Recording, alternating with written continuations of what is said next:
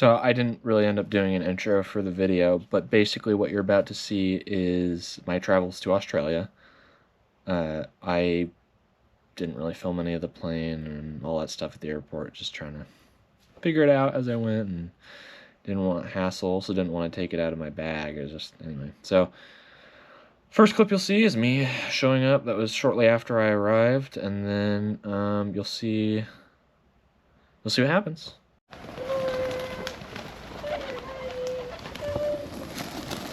Oh wow. They're very friendly. And they also they're good friends of mine. I like to hang out with them, and I also change those bird feeders too. We made it to Australia here at Cameron's house. We're feeding the birds. Hello, Cameron. Say hi to the camera. Hello there, Colin. I did say it. Yeah, he's got to say hi to Walker now too. Hello there, Walker. And then we got all the birds over here. Pretty good. But we are officially in a different country now. It's gonna be fun. So, I like how tall your trees are. yes, they're very tall. They're very good. That's cool. Uh, Look at this beautiful tree. Look at that. It's gorgeous. It's tall. I mean, look at that. That is a nice tree. That is pretty cool out here. a lot of the trees that we've put in, that's like all this area, that's we've put in all those. We do the work up at the tops here and down here as well. Did you ever think this day was gonna come? No, I'm surprised that you've actually came. Yeah, you think I was gonna just go super? Yeah, Yes. I'm not coming. Spend a lot of money and not come. Well, we're gonna have fun. Yeah. I'm gonna get you out and do some work every day, hopefully. Or it doesn't have to be every day. That's cool. So you can see. And it goes back further? Yeah, it does. So you go up a bit more, and that's where the walkway is.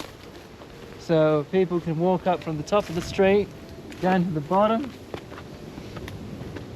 And that's how they get down to the train station. There's like a chair there if you want to sit down. Oh, that's cool. And Is that an ice cream truck? no, that's a school bell. Okay. And I'll take you up further up there later on in the daytime. Okay. And if you come up to the top, up here, we work up here as well.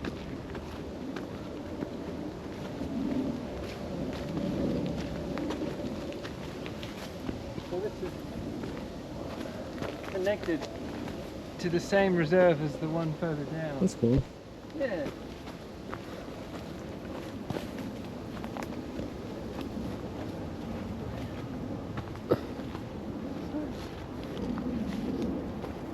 I apologise about the fallen tree as well. That's all good.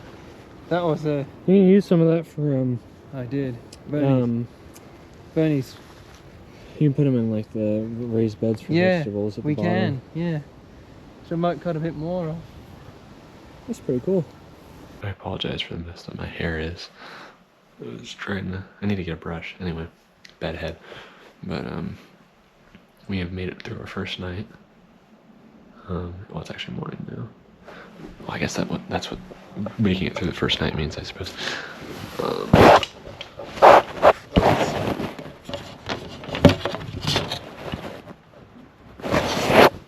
It's morning time.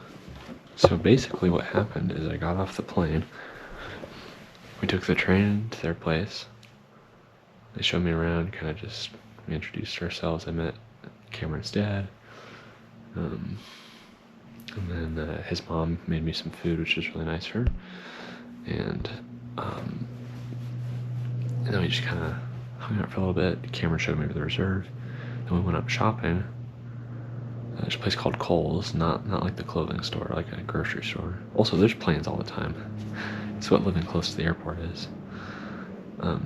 Anyway, we checked out the reserve, and then we went shopping, and my credit card works, so that's good. I can't log into my bank, even though I asked them to switch my verification from a phone number to an email, which is annoying, because I don't have a SIM card here, so I can't receive texts. it's fine. I mean, my credit card works and I know my limit, so I'm just gonna track how much when like every time I buy, just so I know I'm not going in there. I also don't want to spend my credit limit, obviously, but just so I know, because otherwise I'll probably forget if I don't start writing it down. So I did. Anyway, my credit card worked there. I got some soda, and then I got toothbrush, toothpaste, and deodorant stuff. I almost grabbed a brush, but they said they might have a spare one, so I was like, well, whatever I can do for free. Anyway, and then on our way back, we stopped by a liquor store, and I bought my first pack of beer, or I don't know if it's really beer. I don't know. It was like I think it's kind of like a sparkling drink, kind of like a White Claw, but just like a different brand, and like I don't know. I thought it was fun because I can buy beer or alcohol here. So, and then he wanted to go to his game store called the Gamesman, and so before we did that though, we did another walk, which just took it out of me. I was like dead tired. And then we made it back. And then his mom drove us to the Gamesman, so that was fun. And then we came back. I watched a couple Family Guys, watched some Space Ghost, some Simpsons, just, chill out a little bit, have fun. I had a little bit of lunch. His mom made some soup. It was really good. She used rosemary, which is nice. Love some rosemary. And then I just said, hey, I'm going to take a nap, maybe go sleep for an hour or two, and then we can, do some music in the evening. Well, I go take a nap, right? And then all of a sudden I just find myself waking up. I look at my phone and it's 12:30 in the morning.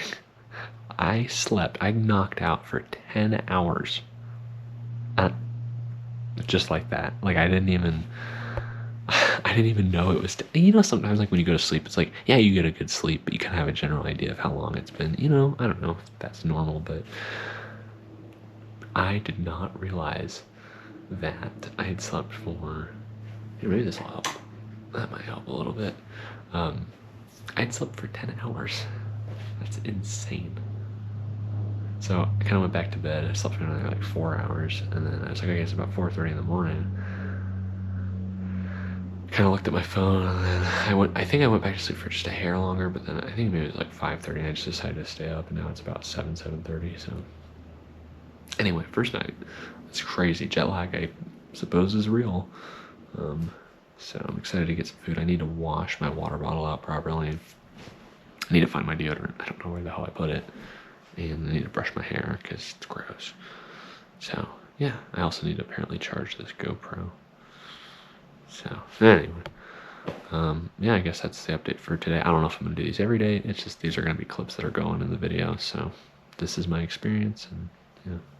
Well, I guess one other thing I'll say is, and trust me, I haven't seen much at all. I'm only in one suburb. I haven't even gone into the city proper, but it seems like Australia, it's not that different from a lot of other, honestly, probably a lot of the rest of the world. If you live in a big city, they're probably all very similar. It's just the language difference. So here, English is the thing, so it's not really different. I mean, if you go to Japan or something, you got Japanese, and they do have some, cultural things that are different, I'm sure, but honestly, a lot of the corporate stuff and just city life isn't really that different from what I've noticed in America. Now, I haven't really gotten out to see much of the nature. I've seen some parks, but those are parks in suburbs. It's admittedly, they're a little bit larger here than some of the parks I've seen in suburbs in the United States. But I guess I won't know until I go to the beach or more wild spots. We're gonna go visit one of their friends up in the mountains, so that'll be fun. But yeah, I don't know. I just, I'm very appreciative to be here. I'm noticing that, I think traveling, it's not overrated exactly, but if your destinations are big cities, you gotta know what you want to do. And so the reason I actually came is more to hang out with Cameron really than anything. I mean, I've always wanted to come to Australia, but the thing was if I didn't have someone to guide me around and show me around and, take me in too, then I wouldn't do it because it's too expensive. I mean, even just buying the toothpaste, toothbrush, and deodorant, and, I guess I did buy some soda, so fair enough, I didn't have to buy that. But even that was it was $22. And it was just, American currency, it's probably I don't know, $17, $18, I don't know. My point is, it's just that it's just expensive, and then you little things you didn't think about or whatever. And then especially if I didn't have people who knew how to get around easier, and I would be, there'd just be a lot of things to get used to, and the city's always trying to get money from you, so I didn't have people to help me out and also lodge me, which big thanks to them. It's just, it's such a money drain, and when people can barely survive, it's like, yeah, why would anyone want to like go to another country? I kind of like the small town life, so I'm excited to see more of the nature of Australia and just kind of get a peek at that. And, ultimately it's like, it's just fun to hang out with someone. I met Cameron online, and so, but we've known each other for a long time, so it's kind of cool to be able to hang out and, in person, and we're going to try to make some music, maybe do some movies and stuff, and maybe not a movie, I don't know, that might take too long to film, but, I don't know, it's just kind of cool to be able to meet people this way. And I trust them. Like, they've been very kind to me. I know I'm not gonna get murdered. So yeah, it's interesting. I just think that it definitely makes me appreciate being where I am at a little more, because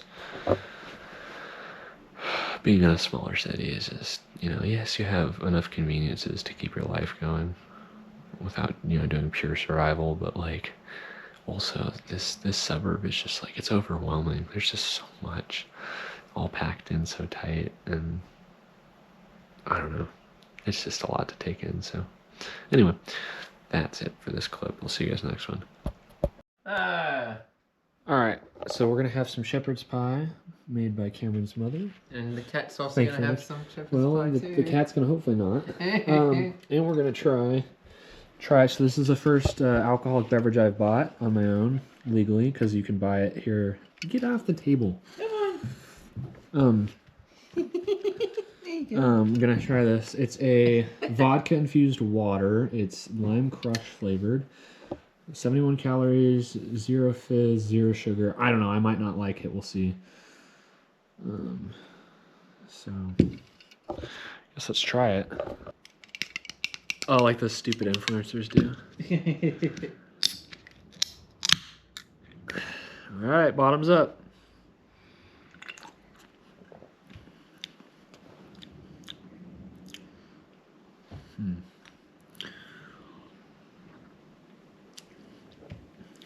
It's correct, no fizz. But it's got a nice lime taste, and the vodka is not, it's not overwhelming, which is nice, because I don't like hard alcohol that much unless it's like watered down. This is watered down pretty good. That's not bad. I enjoy that. That was good. Cocoa off the table. No, it's pretty good. And the shepherd's pie is good. I would say I did pay. I paid probably like $18 in United States currency for a 4-pack. Very expensive, which is probably why that woman at the shop was so interested in selling me something. But I'm actually not disappointed. So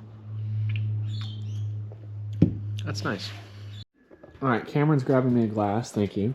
Yes. What we're gonna do, I actually have this idea. So this tastes fine, but I was thinking if I just threw Sprite in it, it would just make it even better. It'd water it down even more. So I'll pour like, actually no, I'll just pour the rest of it.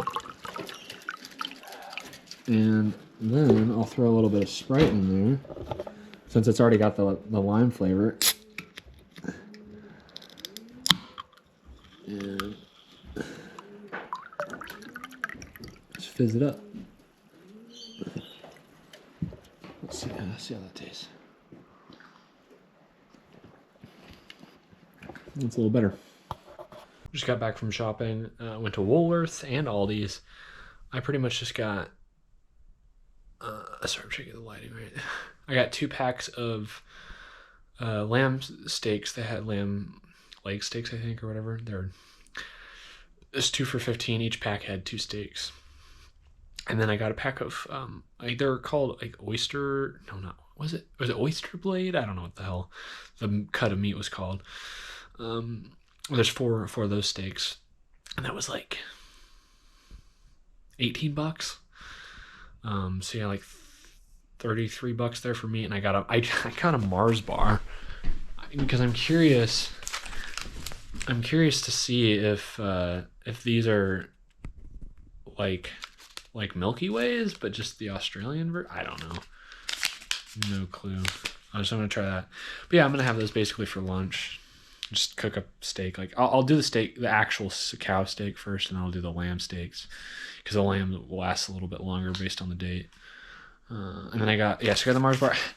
I bought one of these literally yesterday. I can't find where I placed it because I was saying probably earlier in the last clip that I slept for like 10 hours. I know where my toothbrush and toothpaste is. Can't find this. So, anyway, gonna keep that right there. If it moves, that wasn't me. And I also got they got me Tim Tams, just the regular like chocolate milk ones. They're pretty good. But I like dark chocolate better. So when we were there, I got some dark chocolate Tim Tams. So we'll see how that tastes. That's a little update, but I'll admit, so the Woolworths we went to, I don't know what part of Sydney it was. I don't know, but they weren't even that high. I was looking up in the skyscrapers they had. I mean, I don't know if they're really considered skyscrapers at that height, but I don't like big cities. I don't like, a lot of people, but admittedly, the architecture is just beautiful. It's huge. Well, sometimes it's beautiful. I guess, just the same concrete buildings over and over isn't that cool, but you're just looking up and you just see, like, I don't know, I almost feel like I can't like it, but I do. Like, it is kind of cool, like, just seeing how people work together to make these buildings that stand and don't fall over, and I don't know, it's kind of cool. Also, that part of town, I guess, was like pretty Asian heavy, so that might be where some of the architecture derives from. I'm not sure, but yeah, anyway, little update there, and we're still on day 2. Okay, I'm cooking my first steak here. Cast iron, olive oil, salt, pepper. I got, I don't know how many pounds it is, but I think it's a couple kilograms of meat for like $33. I got 2 packs of lamb. They had 2 lamb chops each. They're 2 for $15 for the pack, so it's 4 lamb chops for $15. And then I got 4 steaks for like $18. So yeah, I'm cooking this up. I hope it tastes good. I'm excited to try it. I'll show myself eating a piece and then reviewing it real quick. So, all right, we're gonna dig into this. Looks all right. Let's see how well I cooked it. I'm also not using a steak knife because he doesn't know if they have any. That's not too bad. Not terrible. A little tender. Actually, you can see it a little better on the camera than actually in real life. I haven't let it rest for that long, but I'm kind of hungry, so let's try this out. Let me use my correct hand. Pip, pip.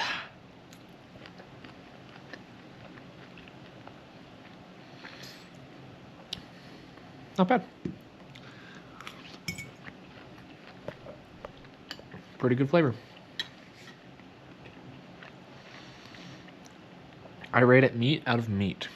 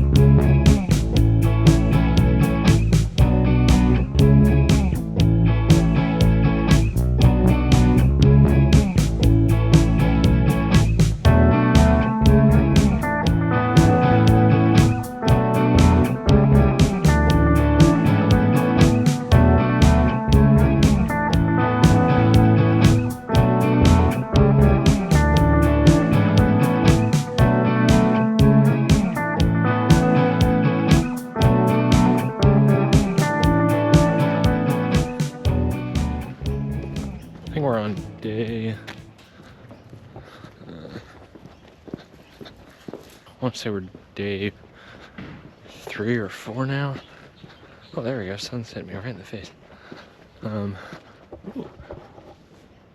Trying to see up past the. Oh, there we go.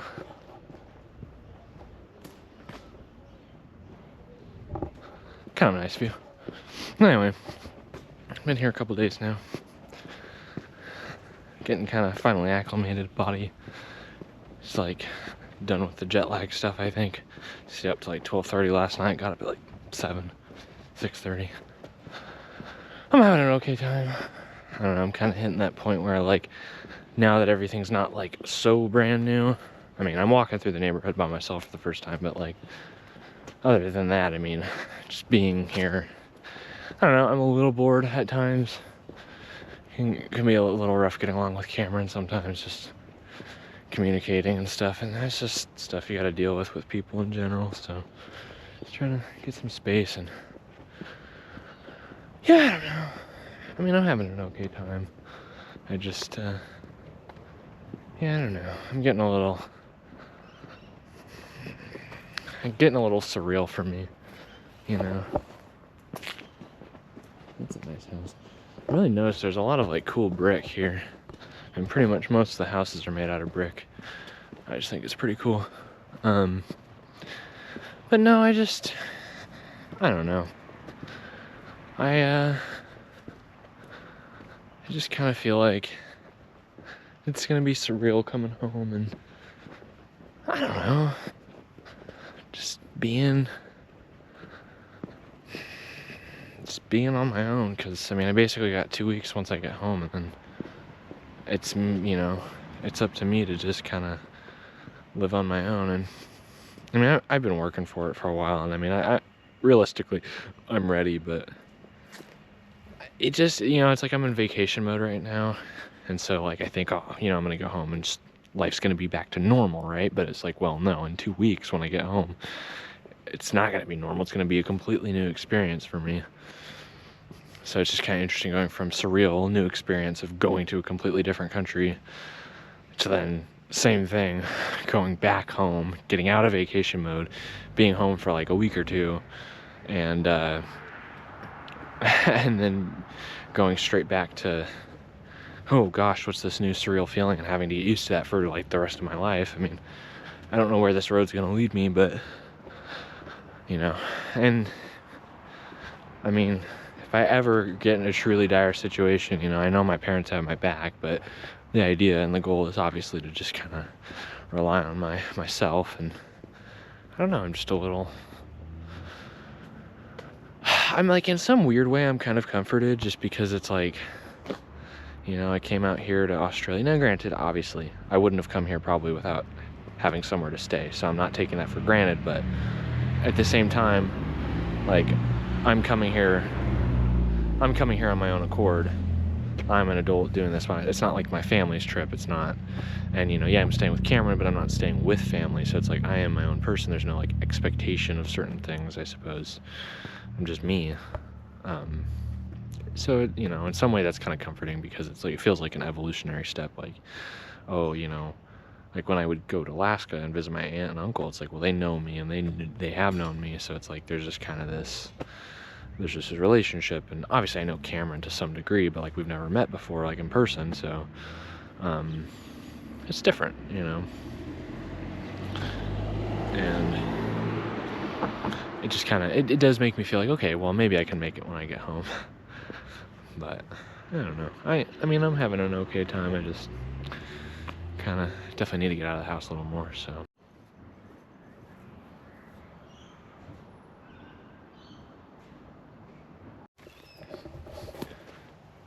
I'm out here in the Australian, very different places. Bush, I suppose. It's a little reserve near Cameron's house. I don't know, I just wanted to kind of come on and maybe kind of continue the conversation I was having last night. Oh, there's a lot of, the lighting's interesting on my face. Anyway, and of course we're right next to the airport, so there's always planes going by. I'm just kind of thinking about what I want to do when I get back, and I don't know, I just keep rushing through so many different ideas, and it's like, I don't know what to settle on. Because deep down inside, what I want is a homestead. But it's just, you know, there's certain things that I don't really want to sacrifice, and, you know, I don't know, maybe this is where some other's perspective can help, because I'm kind of trapped in my own head and just the way I look at things. So basically the way I look at it is, you know, I want to build my own house, I want to have a garden, I want to do homesteading stuff, and really ideally I'd like to do it in a forest. I have some timber on my property, one to cut down, mill for my own wood. I mean, I don't know that I'll mill all my own wood for the house, but I would like to at least do like a beam or something. That'd be at least cool, or some flooring or something. But also for firewood and just privacy. And yeah, so I obviously, you know, living in Oregon with my parents, it's just, you know, you have anything west of the Cascades is going to be kind of expensive. And so ideally, I would live closer to the beach, maybe not on the coast exactly, maybe like 10, 15 miles inland of it, but even still, that's pretty expensive that way. And so, ideally 1 to 5 acres. I could live with 1 acre, or 5 would be really ideal. I don't think I'd ever probably upgrade from 5. I mean, unless there was a good reason to, I could probably live with 5 for the rest of my life. And I mean, I could make 1 work as well, but, you know, 5 I feel like just enough to have your area and spread out. I'm gonna walk now because these birds are loud. But basically, I would like that, you know, and, you know, you have to work for things, and I'm no stranger to sacrifice. But it's just what the conclusion I've been coming to is that, you know, to live in Oregon, I'm just going to have to live in my truck camper and live kind of frugally, and then just take advantage of the opportunities that I have available to me for work, basically.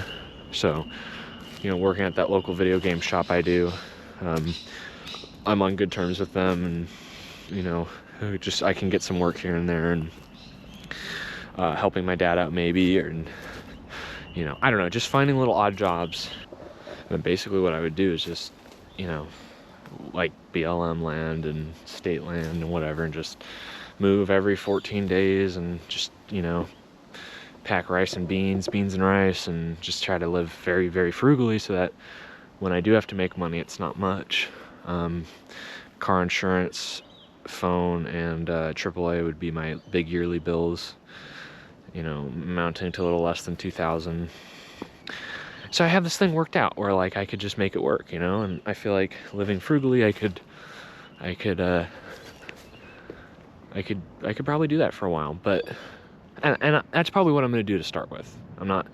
That's probably just the easiest, because I'm still close to home. If my truck has issues and I need to bring it back, you know. But at some point, I'm going to want to move along, and I'm going to want to do something different. I probably won't do that the rest of my life, because knowing me, you know. But here's where you guys are like, well, why don't you just get a job? So this is the other value that I've kind of come to, I guess,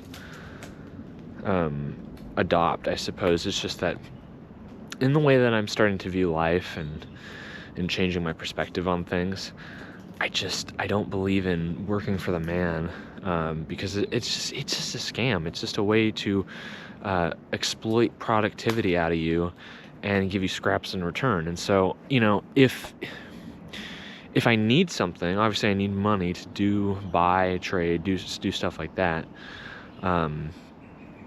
And so if I have a specific goal, I know how much I need and how many hours of work that's going to take, and if I'm willing to do that, then, you know, based on what the work is, how much I'm getting paid, then it's like the control is I have control over that, and it's not like I'm signing up to just, you know, show up to work, you know, 40 hours a week.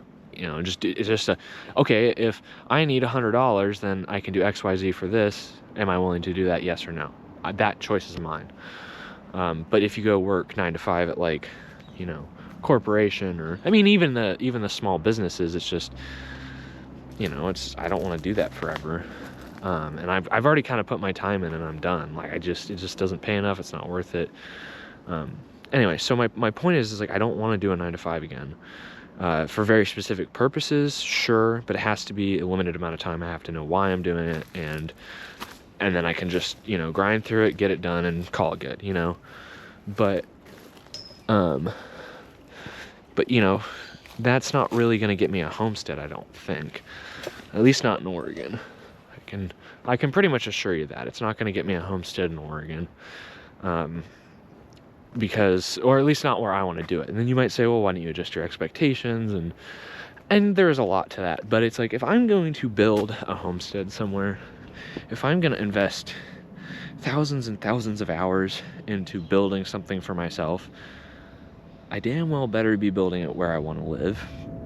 And, you know, I'm kind of done feeling like, for a while I felt really guilty. It's like, well, just make it work, just do it, you know. It's like, but I'm trying to convince myself to love something I don't, you know. Sure, I think it's cool that people can live in the desert and they make it work, but it's just not my thing. I don't like the desert that much, you know. I like water, and it's almost like it feels it feels very similar to the idea of like, well, just, you know, buck up and take it, you know, with like 9 to 5s, for example. It's people like, well, at least it's a job, at least you're making money. And again, that doesn't mean that the people who do 9 to 5s or the people who do homestead in the desert are wrong, or that they're weird or crazy. If it works for you, that's great. I'm not trying to knock you. I'm just saying, for me, it wouldn't work. Anyway, so I just kind of felt this guilt. I don't really know why. You know, and I'm done feeling that. But that does pose a challenge. It's like, okay, well, a lot more people, I think, would prefer not to homestead in the desert, for similar reasons. So how can I do it differently? It's like, okay, well, basically it looks like my options are this. I either go to Alaska or I go to Maine, because the things that I value in land are privacy. I do want some accessibility. I know you're going to get less privacy with more accessibility, but I'd like to be able to drive without four-wheel being necessary. So yeah, that's going to, you know, I don't want it to be so remote that I you know, couldn't get out and go get some supplies.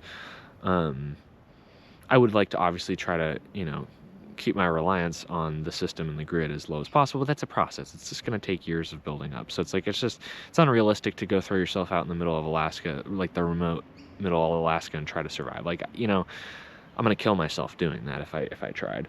So, you know, but here's the big thing. Alaska does have cheap land. There's some land that's the government just kind of doesn't care. They kind of will leave you alone. I think there literally are even counties in different areas where like there is just no property tax. And so that's great. But the other big plus about Alaska is I do have family living in Anchorage. So as long as I stayed somewhat near there, I wouldn't be completely out of a helpline. And that is comforting. Also just nice to be around family, because that's actually some family I do enjoy being around. So, you know, there's that. But my parents and my grandparents and stuff, they live in Oregon still. And I honestly, I'd love to just live in Oregon. I don't really want to move to Alaska. As beautiful as it is, I'd love to go visit more often, but like, I don't want to live there, just because, you know, it's a little cold for me. I'm a little bit more of a temperate guy, but fine. Oregon might be off the table for now. But the big issue with Alaska is, okay, so you got really cold winter, which also Maine has, so that's kind of just an issue with both of them. But I could live with that. I'm willing to accept that. And I would say Alaska is probably a little bit more on the freer side in terms of it's like called the last frontier. But I don't. Part of the reason it probably is considered maybe a little bit more free and people just leave you alone is because it is harder to access. You have to go through Canada, and that's a big, big problem. And you could say, well, you got to fly. It's like, okay, well, you got to have your rights violated by, you know, going through TSA and having them touch you and say you can't carry this and you can't carry that. So it's like, okay, well, naturally, oh my gosh, those planes. So naturally you think, well, okay, you know, then drive. But that's precisely the problem is Canada is a corrupt communist country, and you know, you can't bring your guns through. I mean, you can lie to them, but if they decide to search you, you're fucked. So, and I don't want to ship my guns. I don't want to go through 10 loopholes. That is really the biggest downfall to Alaska, actually, is access. Really. So otherwise, I'd probably consider it a lot more easily. You know, especially the fact that my family's there. It's on the western side of the United States. So yeah, it's 2,500 miles, but you know, I don't know, just it's still more geographically close.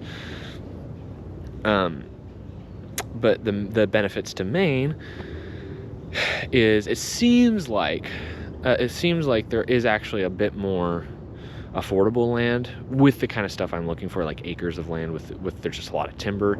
Some areas of Alaska has a lot of timber, but there's others. Maine seems like a completely like forested state, like pretty much. So that's the big benefit, is there's going to be a buttload more. There's gonna be a lot more properties that just have timber on them because Maine is so like wooded. Granted, it's a smaller state, but you know, I have seen just cheaper listings for land, and so that opens up possibilities there. However, the problem is I am like, you know, 2,500, maybe even closer to 3,000 miles away, but on the other side of the United States, and I do have some family in Florida. I don't know that they're going to live there forever, and I also hate Florida, so you know, I'm really kind of secluded from anyone I know. But the other benefit is it's connected. It's connected to the lower 48, so it's things are not as expensive. I mean, at least compared to Alaska, and you're still, you know, it's a lot easier to go check out other states and travel and use my truck camper. You know, I don't have to go through Canada all the time. But it's really difficult. It's like, well, who wants to make that decision? You know what I mean? Because it's like, and the other big reason, those are my only two options, really. Actually, I mean, for a lot of reasons. They both have coasts. They're beautiful. Well, okay, I haven't been to Maine, but from what I've seen, it looks beautiful. And the other cool thing is both states, like Oregon, don't have sales tax. And they're also, unlike Oregon, some of the most pro-gun states.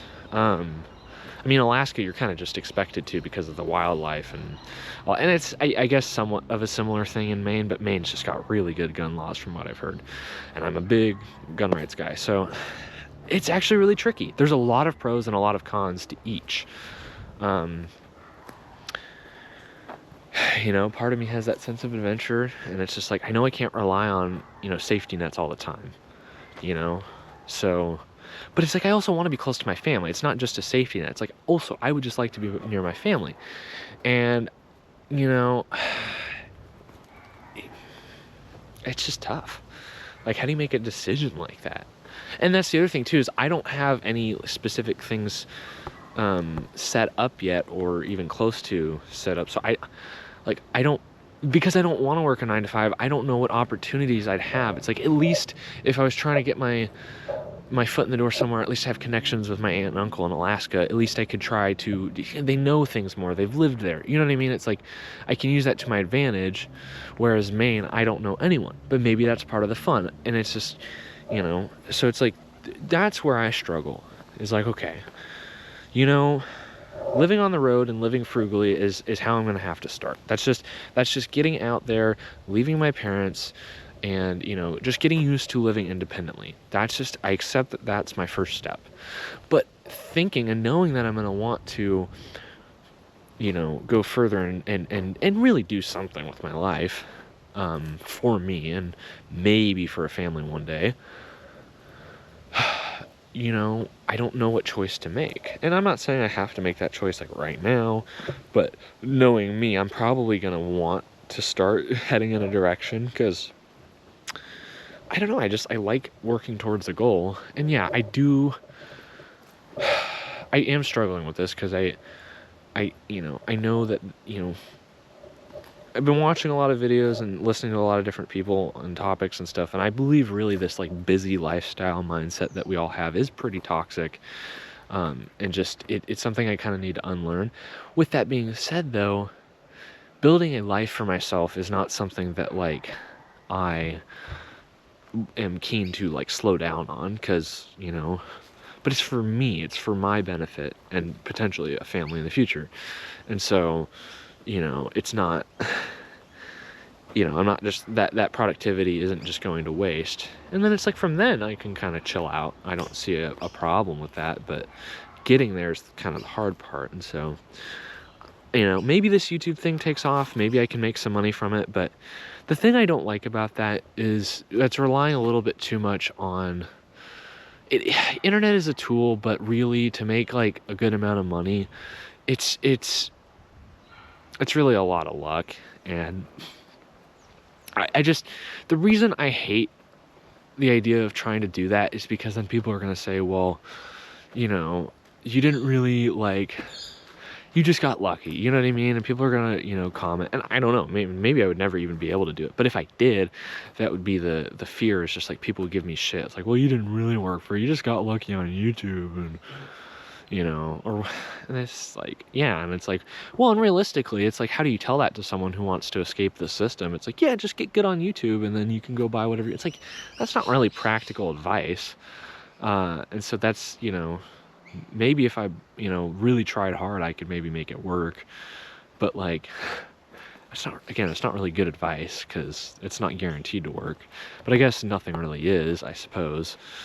So, and maybe that's just something I need to learn, is just not give a fuck what people think. But part of me also thinks that myself. It's like, well, I guess it's not totally just everyone else. It's also like, well, yeah, I kind of don't believe in myself enough to do that. It's like, are you really that interesting? Or people really that interested in hearing you talk? I mean, I guess if you guys are still here after however many minutes into this video, then I guess some people are interested, but I don't know. I just, I'm curious. What do you guys think?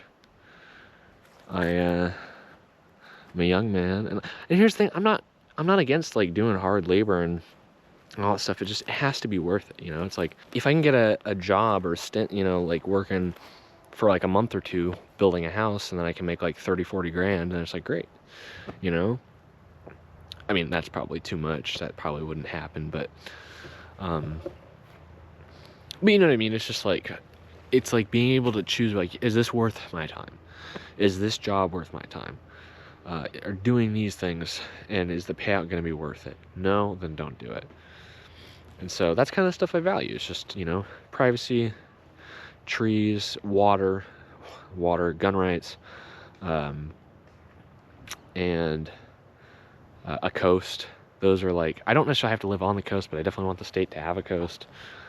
And I want, affordable land, so I can just buy it outright. I will not do a mortgage. Owner financing I will consider, for sure, but no mortgages, no loaning. And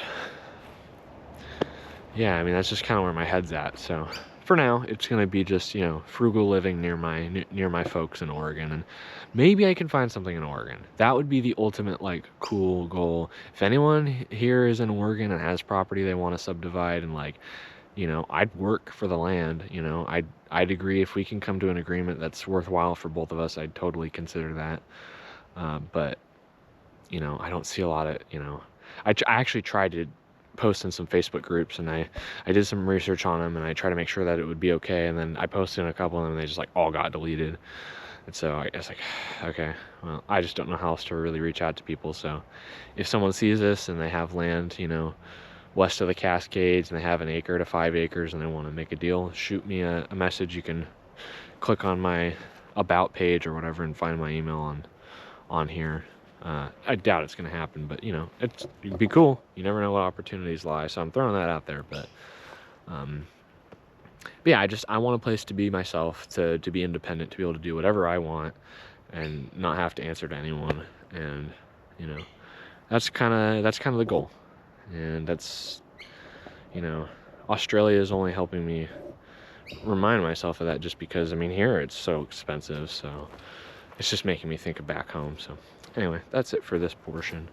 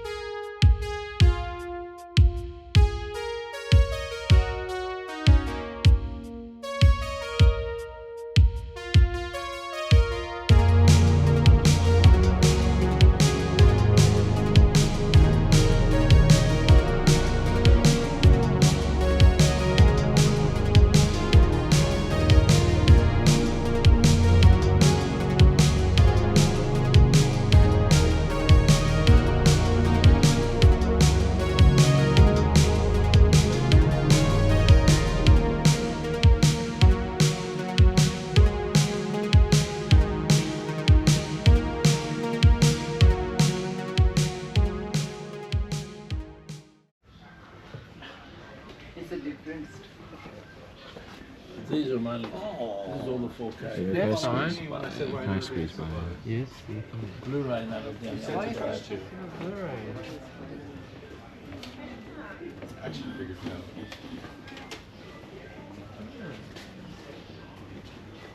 So one of the policies is that it has to have the latest software installed. Otherwise, they won't accept it. Easy Rider's great.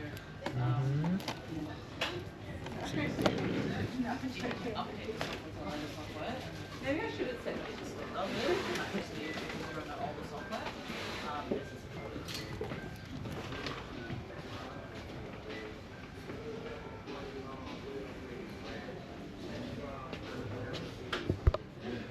I really want that. I really want to get this. What's the box set? Yeah, but it's just too much. It's unfortunate. That'd be really cool.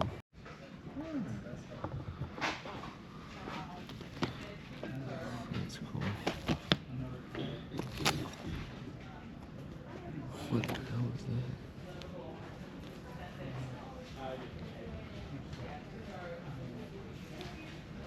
that? Interesting.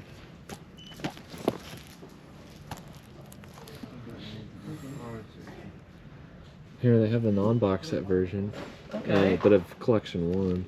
Oh. Still really expensive. I would only probably get the box set version.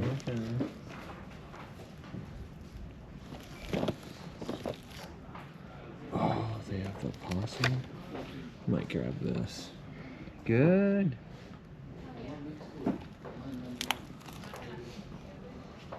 That's insane.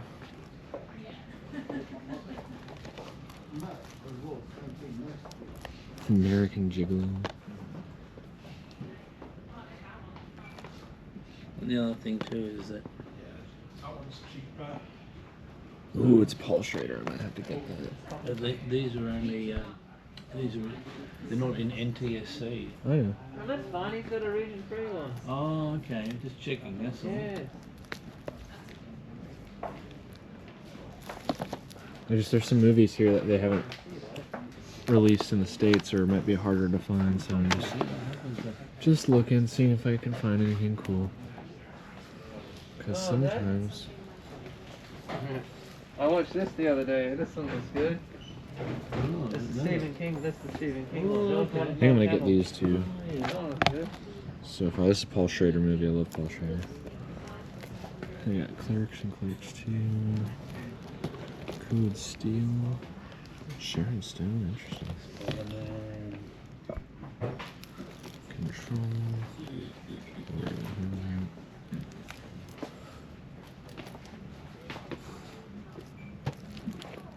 Crocodile Dundee. Just gonna have that one on me. Some of these horror movies just I know, some of them they just made this yeah. just dumb and dumber. But some of them are quite good. I mean, Yeah, some Beetlejuice. it was the first one. The first one is on. But I've got that one. No, you've got the Tim Curry one, which I actually haven't seen. So. Yeah, that's what I mean, that's the first But one. this one is the one. This one is really good. Dead Don't Hurt. Never heard of this The one. consensus is it. I hate the flickering lights, so it's kind of annoying to look at stuff. At least to the camera. Terrible. But then when they made It Wasn't There, it was so much better, and that was Oh, kind of okay. like, that was kind I of got like confused with how many different things. that was kind of like their apology for Yeah, oh, okay. the first hit there. That was Ooh, really shit. good. I have to say that one was done well. There's The Conjuring. I didn't like the fourth one. Yeah, you see, but they can't always be. They don't always. Complete waste of It happens time. that way, you know. They don't make necessarily. Interesting. Here's the 4 film collection. Oh, that would be look. Yeah, but that would it's have been a a good shame collection. that it's got the fourth one in Home focus, Burt Reynolds. That's cool. Playing ping pong for like half of the movie. Yeah, I can spend quite a few hours in, not a few hours, but a bit of time when I go through them all, and that's how I got my list. Yeah. There's The Exorcist. I've got that. I know, but that just. I think if that was one that I would have wanted to get. This one's collector's edition. I've I got don't know why that. that's Oh, wonder why. different. Probably bonus features on it. It's got the- yeah. But the one that I've got is pretty much the same. This is collector's edition. I like different about it. Probably got bonus features on it. Probably not very good though. Escape from LA. Doesn't say what it is. Though.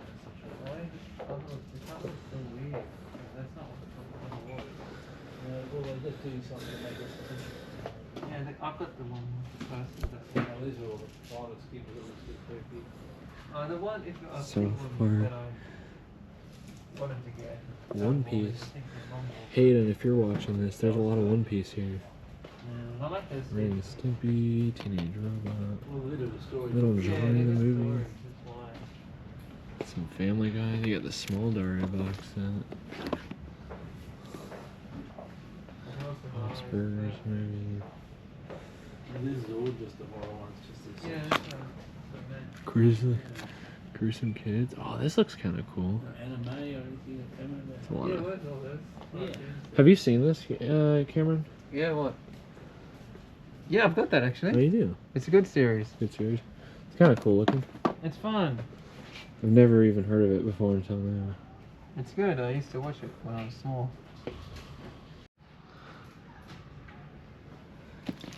I got one of them on DVD from. No, I've got that too. Just looking mainly at the Umbrella stuff and like Madman Entertainment.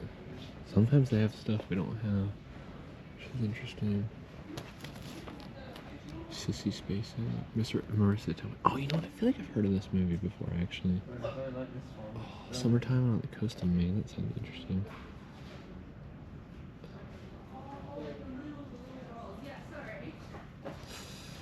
Oof. I'm kind of tempted. Maybe. Yeah? Yeah? If I like this girl.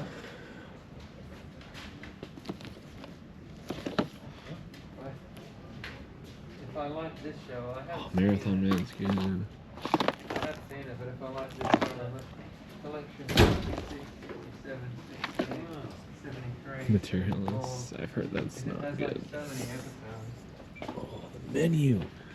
They don't have it on Blu-ray, do they? Damn. If they have that in Good then show. It doesn't make so much. I would totally buy that. Yeah, quite a tune for what it is. I know it's probably an inefficient way of just walking back and forth, but still, I don't really care.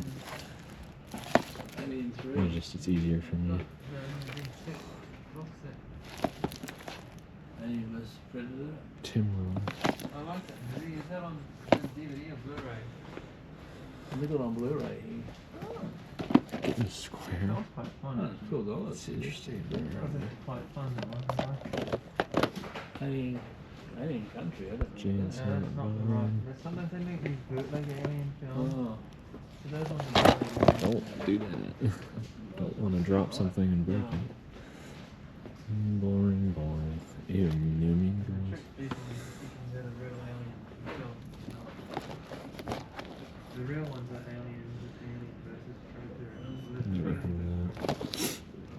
Which I've actually The got Mighty. I've actually got that on DVD. Sharon Stone, Harry Dean Stanton, Kieran Culkin. I've actually got Alien versus this one. There's all the DVD and all the what's that one? Alien versus Predator. Interesting. You got all the special Yeah, I've got that one. That sounds kind of cool, And this thing.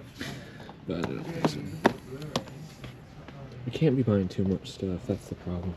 I really shouldn't be buying anything, but So I've got it on already. I'm gonna buy some stuff. I'm on a trip, so whatever. Godzilla, boring. No one cares about that. I'm sorry. I'm sure some people It's do. actually not that much more. It's not, this is just something what extra. It looks like there's more. You've got to actually be careful. I've got an older version. Patrick Swayze, crazy. Oh, that's broken in here. Greedy people. Down here,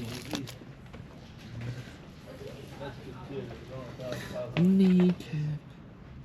Oh, K-Pax. Oh my gosh. I'm getting this. Dad, you're gonna watch this with me. K-Pax.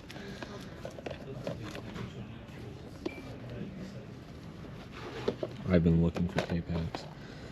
I don't even know if it has a Blu-ray in the United States.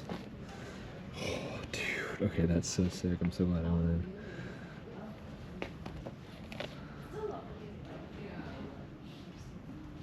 Interesting.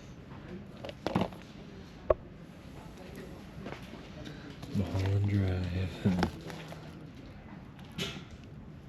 Does that say $7.98? Interesting.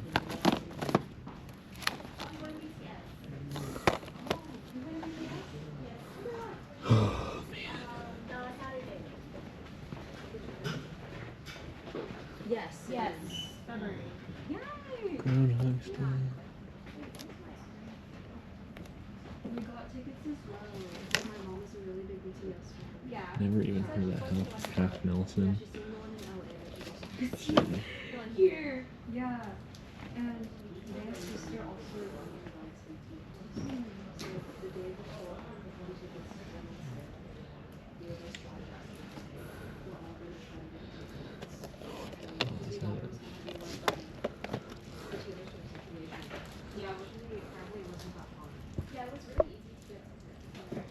And they're still tickets on sale right now. Oh my gosh, That's There's a big Alfred Hitchcock section. oh Nashville. so yeah, now we have Nashville's tempting Robert Altman. That is released in the States. You can't get that, so.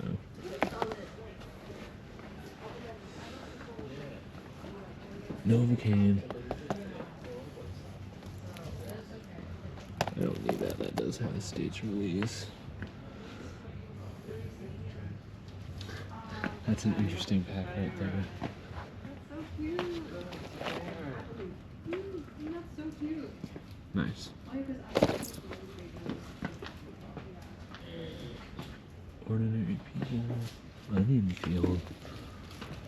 What the hell is this? Interesting. Cuckoo's Nest.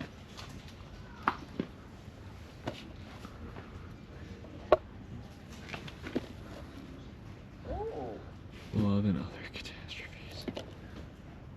Interesting.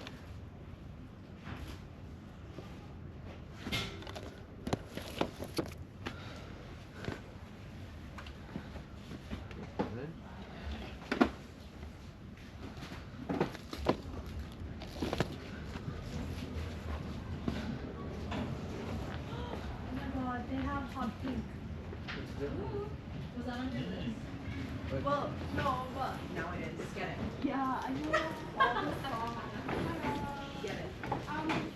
My sister stuff. This is the one I bought.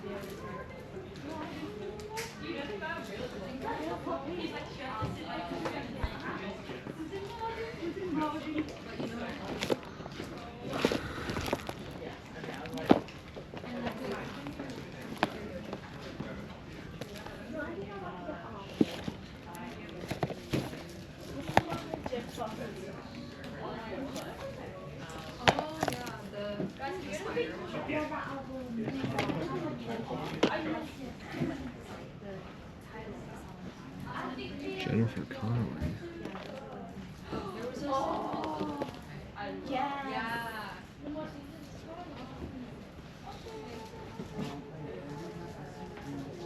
Kevin Spacey.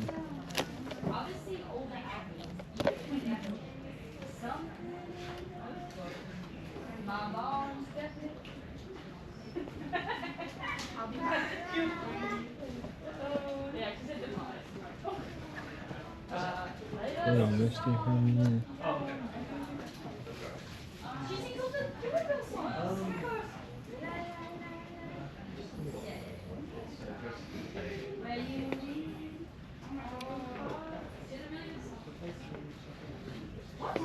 Suburban World.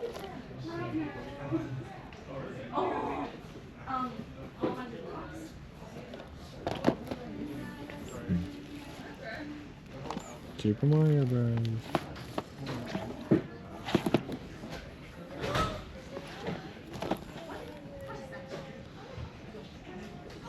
Welcome home, Roxy Conway. Oh, dude, Winona Ryder, I might have to. I do love Winona Ryder. And I believe that one's probably not in the States on Blu-ray.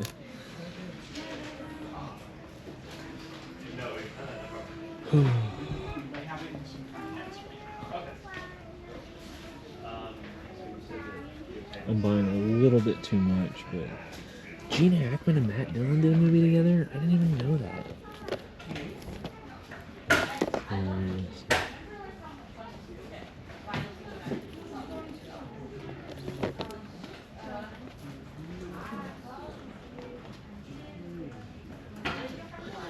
Here's a controversial box set. Roman Polanski. Jeez, and that much money too.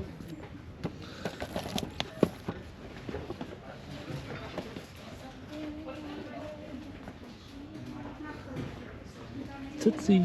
Tootsie's a good movie.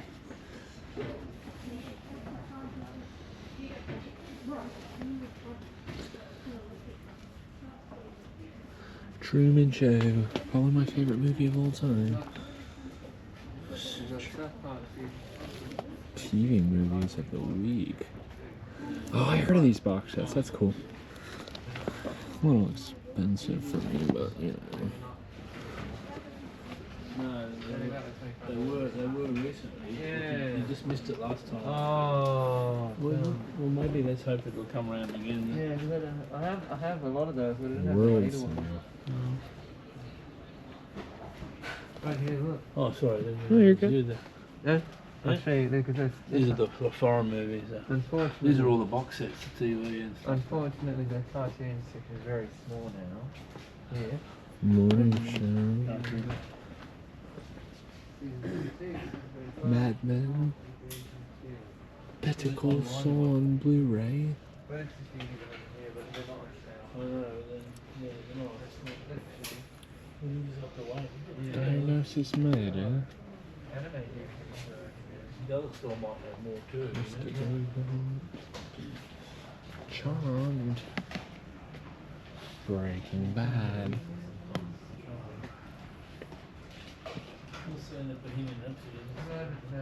I don't really believe that they could fit both Breaking Bad and... Oh, I thought it was Breaking Bad and Better Call Saul. Never mind. I just said El Camino. Dawson's Creek. One Tree Hill. I say $9. No, I think it's $100.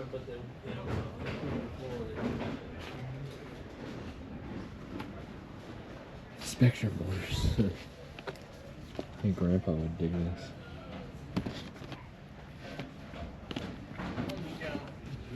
What about the Teenage Robot? Is I've got that. Have you got that? Yeah. I've never heard of it. That's one of my favourite shows, and I got that old box set before the new box set came out. And the new box set's the same thing but twice as expensive. Yeah, fair And I enough. got the old box set. Yeah, they do have it. I love that show. That's great. Sister would like this section. I don't really see any Cartoon Network things. Ooh, there's the complete. Oh, see, now does this have the actual complete collection? Oh, it does. It does have season 5. I'm not spending $100 on it though. If they had just iCarly season 5, I'd probably buy it, but they don't. It doesn't look like. Yeah, they don't even have like a Cartoon Network section, which is a shame. They do have Rocket Power, which is cool.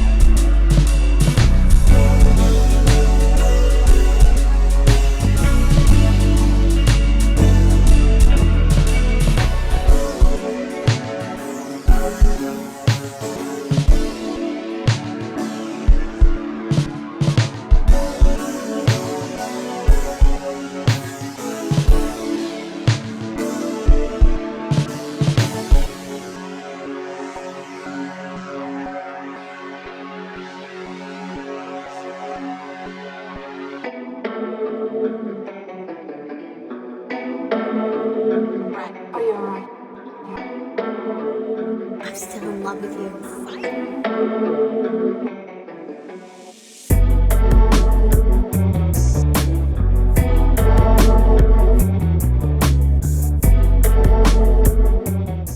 I don't know if I actually ended up doing a clip after we're at JB Hi-Fi, but I did get a couple things. I know I'm trying to sell off my collection, but my dad's letting me keep an extra shelf at this house of extra stuff that I would like to keep, so if I ever finally get a home one day that I can move a little bit more of my collection, but I am still downsizing and selling most of my stuff. However, there's a few things I wanted to get, and Australian dollar's worth a little less than our dollar, so it's actually a little cheaper to get them this way. I don't think any of these have Blu-ray releases in the States.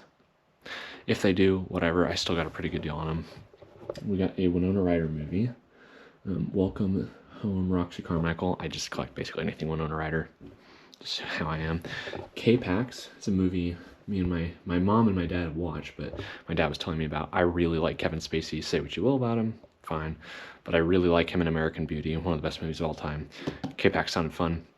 And then In the Bedroom, it's one of those movies where like the synopsis sounds literally like you're like perfect, like a movie you would perfectly enjoy, and it's either really really like amazing and lives up to it, or it sucks. So I'm a little scared to watch it, but Anyway, I'll tell you. It's got Sissy Spacek, Tom Wilkinson, Nick Stahl, and Marissa Tomei, George's potential girlfriend, could have been girlfriend in Seinfeld. But the synopsis goes, summertime on the coast of Maine. Matt Fowler is a doctor practicing in his native Maine and is married to New York-born Ruth Fowler, a choral music teacher. Their only child, Frank, home from school for the summer, is working as a part-time lobsterman to earn money for graduate school in the fall. He's involved in a love affair with a local single mother, Natalie. As the beauty of Maine's brief and fleeting summer comes to an end, these characters find themselves in the midst of an unimaginable tragedy. Again, sounds like it's either like it sounds like it would be a great movie and then it might suck, or it's going to live up to those expectations. So anyway, just a couple there. Excited to bring those home and watch those. I might watch the In the Bedroom one while I'm here, but the Roxy Carmichael one I'll probably watch with my buddy who likes Winona Ryder, and then my dad I'm going to watch K-Pax with. Anyway, I'm also doing this clip because I'm going to say we're going to go thrifting. So I'm going to be recording some of that, and you're going to see what Australian thrift markets look like, and we'll see what we can find.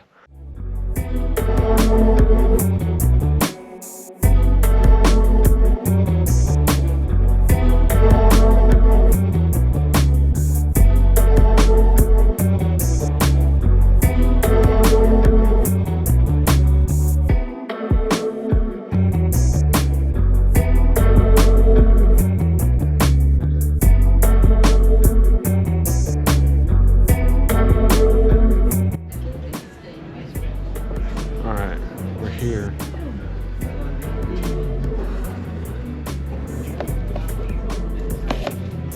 It's smaller than I remember. No.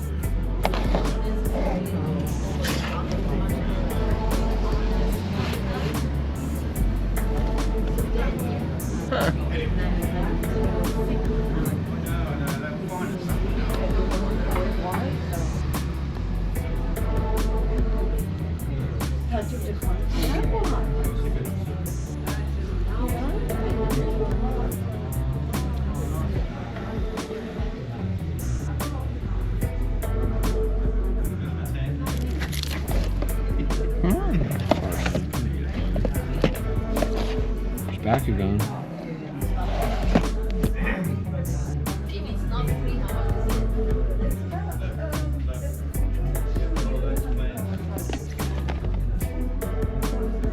Cowboys and A-holes.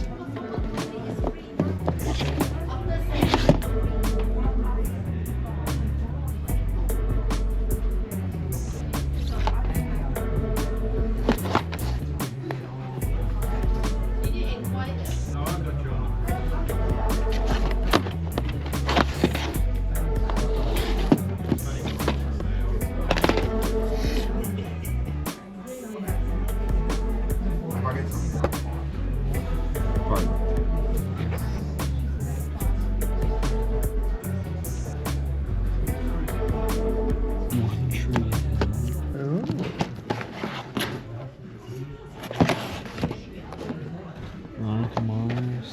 No Gilmore Girls though.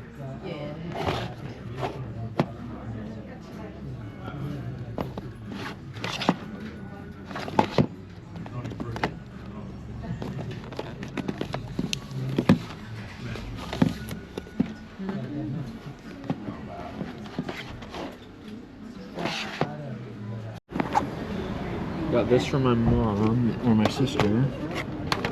This is from my dad. It's about gold and it's a region-free disc. Got another one of those. Look kind of cool. Legends of the Fall is a really good movie. 3-pack, not bad. And then this one I think is kind of out of print. I don't know. Maybe it's just a Blu-ray, but I do want to check this one out. It's got Sigourney Weaver, Jennifer Love Hewitt, Gene Hackman. So I thought I'd pick it up. Why not? It's like a couple bucks. You got a lot of Breaking Bad here.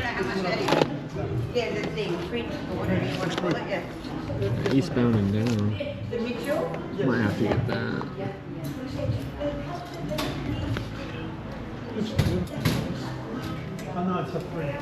Yeah, it's a free. Yeah, I'm going.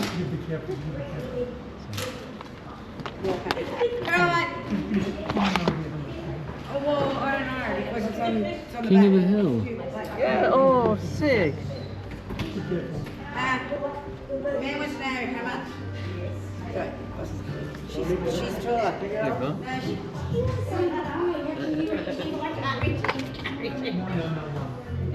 You're taller than him. Yeah, that's right. Yeah, see, I'm taller than him and I carry him. Yeah, the man wants to know how much the sheep is. Oh, there you go. Yes. Yeah, see? Look at that. All right. How much is it? Yep, it'll be on that. It is 15. Family Guy. Morganville. Check that one. Simpsons movie. I have a cousin called Mitchell. Surname. Sorry. Okay, well, there you go.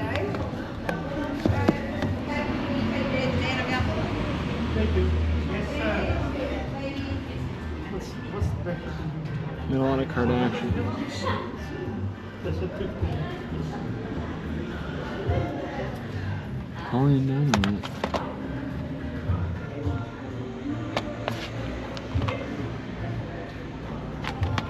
Half-hour Funny. comedies, different story every Milo and time. Otis.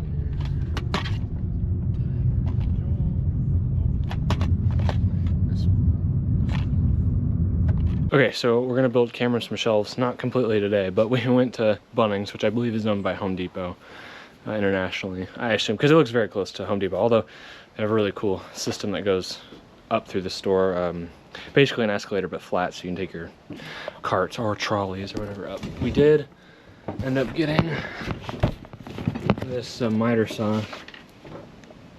So it's a little chop saw, be nice, just make straight cuts really easy. So the way we're doing it, it's a little interesting. We ended up getting decking, but it was a good price and it looks okay. Seems decent material, good for shelf boards. Essentially these are gonna be the studs on the side. And then we're gonna take, so I got Craig jig because that's what we had in the States. Luckily they had it here too. Basically we're gonna cut the ends off. We're gonna make these 7 feet high. We're gonna cut the ends off and then we're gonna cut those ends, put those ends together. So instead of 2 boards, it'll be 3, but the third one will be compiled from the scraps of each of them, because otherwise if we bought a third one, it's just going to add that much more cost. So the base we're also going to make a little bit wider from his old shelf, so we're going to have to Craig jig that as well. Anyway, we'll connect all of that together, and then we're going to put this one as backing on the back of the shelf, and then this should match the thickness of the skirting or baseboards, whatever, essentially, in his room. So then hopefully it should stay level and it won't be like back and forth. Anyway, and then we got some anchors that will go in because he has brick behind his wall. So we're gonna go ahead and screw the anchors in just different spots there along the back. And then hopefully that should protect it from falling forward. And then having a wide base with his amps gonna be on the bottom. Extra weight down there too, but it should be anchored up at the top, should be fine. And then these are gonna be the shelf boards, so they should fit the DVDs pretty good. They're 5.5 inches, so good enough. And it should look pretty good. And then these ones, we're just gonna cut to like 40 inches or something. Yeah, there's gonna be like 8 shelves, 7 shelves. It'll be cool. It's we'll show it when it's done, but it's basically the spread we get. This is the second time it's properly rained since I've been here, but oh my gosh, look how beautiful it is. I have these really cool like escalators that are good for trolleys. They're fun, I'll show them.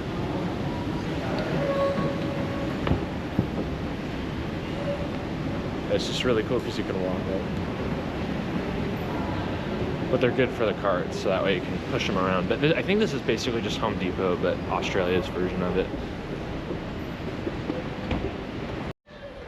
Looking for a crowbar. There's those.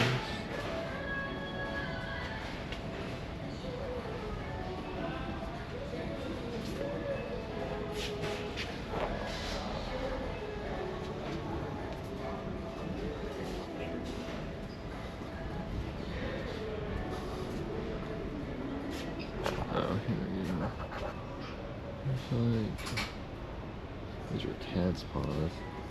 Oh, here we go. There we go. Those are nice big.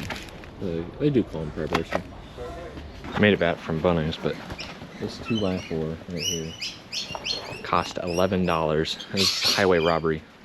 There's the birdies. Say hello, birdies.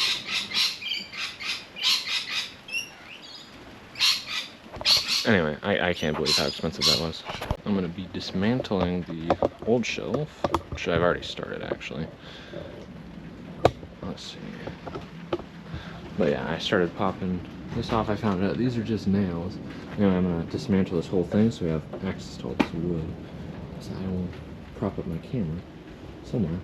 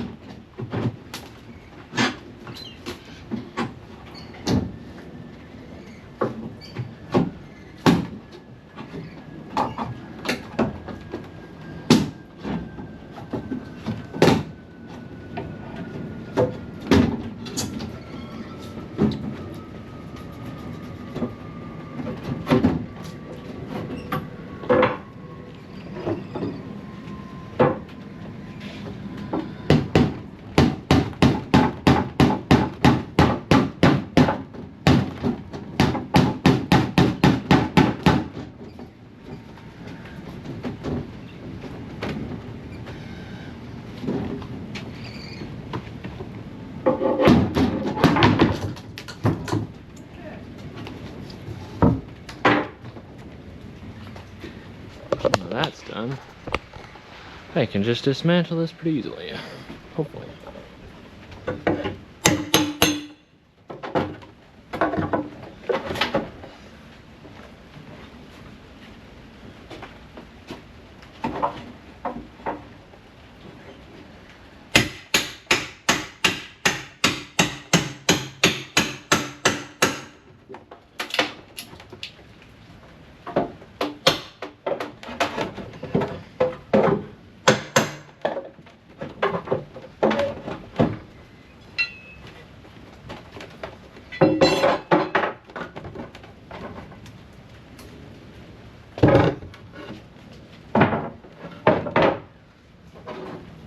Just knock the nails out. Or, well, I guess do that.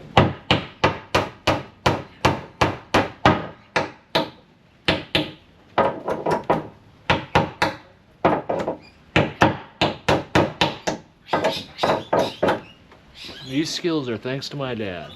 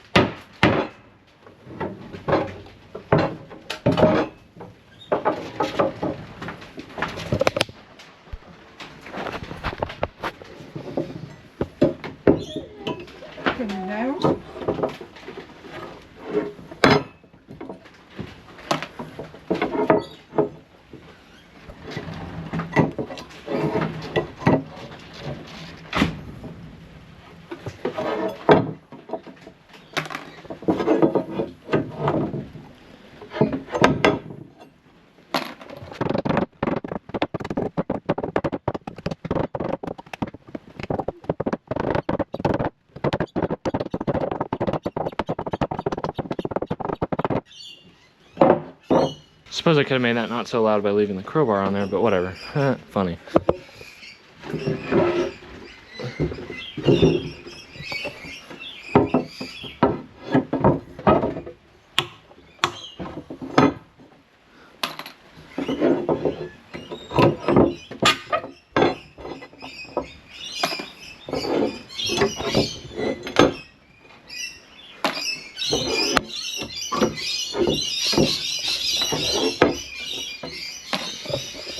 So this is pretty much the only piece we need.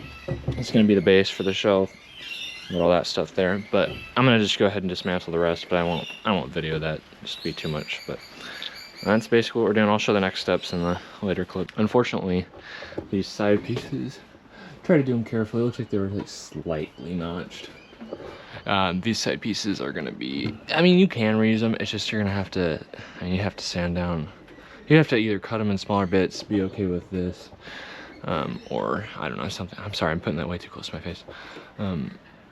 So I tried to save this side, but this side I suppose you could use for something else. This one, probably not so much, because it's split right in half because I hammered it so hard. I realized maybe I should have. I almost was going to use the 2x4. Well, I thought about this after I'd already split it, but I was like, well, if I'd used the 2x4 to distribute the force more, maybe I wouldn't have destroyed it, but whatever. And then since this side came crumbling down, I was able to just start kind of shimmy those and then break it. And so this one's kind of more intact, but anyway, so kind of broke one piece, but got the main piece off that I really wanted.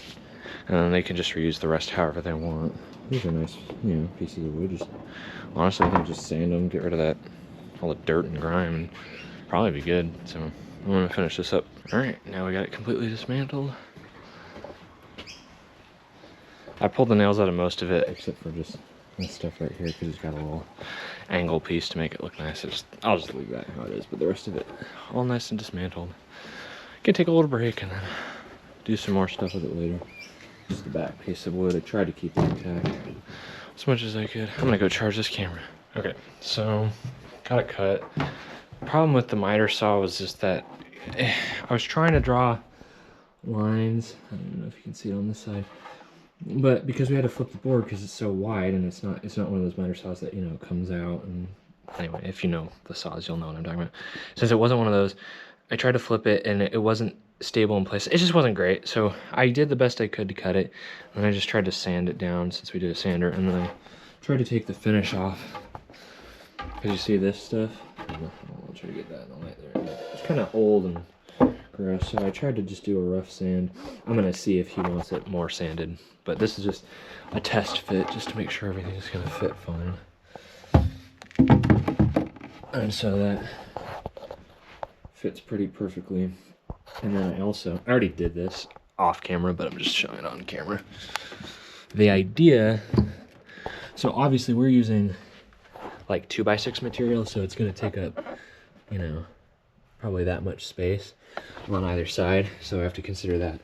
But anyway, so his amp sits there. The other idea was to have the headrush board also go there. I don't know, it might be a little too tight to squeeze it in. We'll see.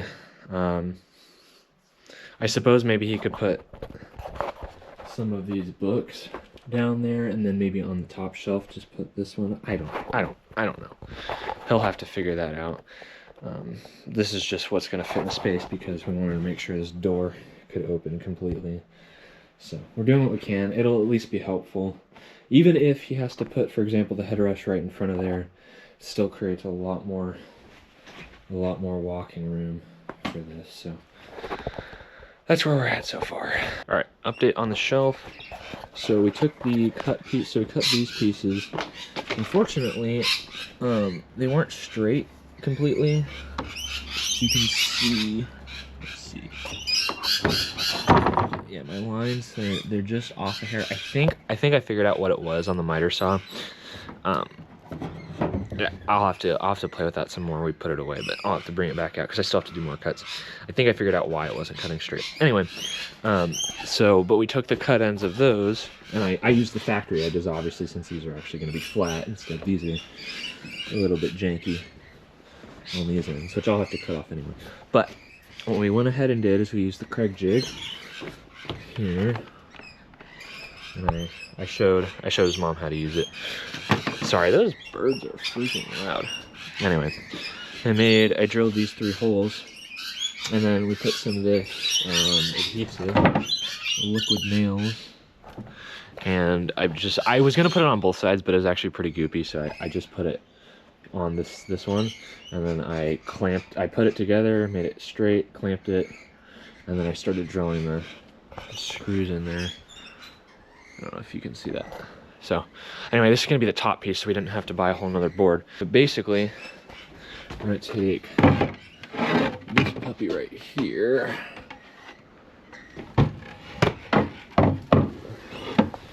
And then we're gonna go ahead and put studs here, here, and then they're gonna come out, and then this will be the top piece connecting it. So that's basically the frame.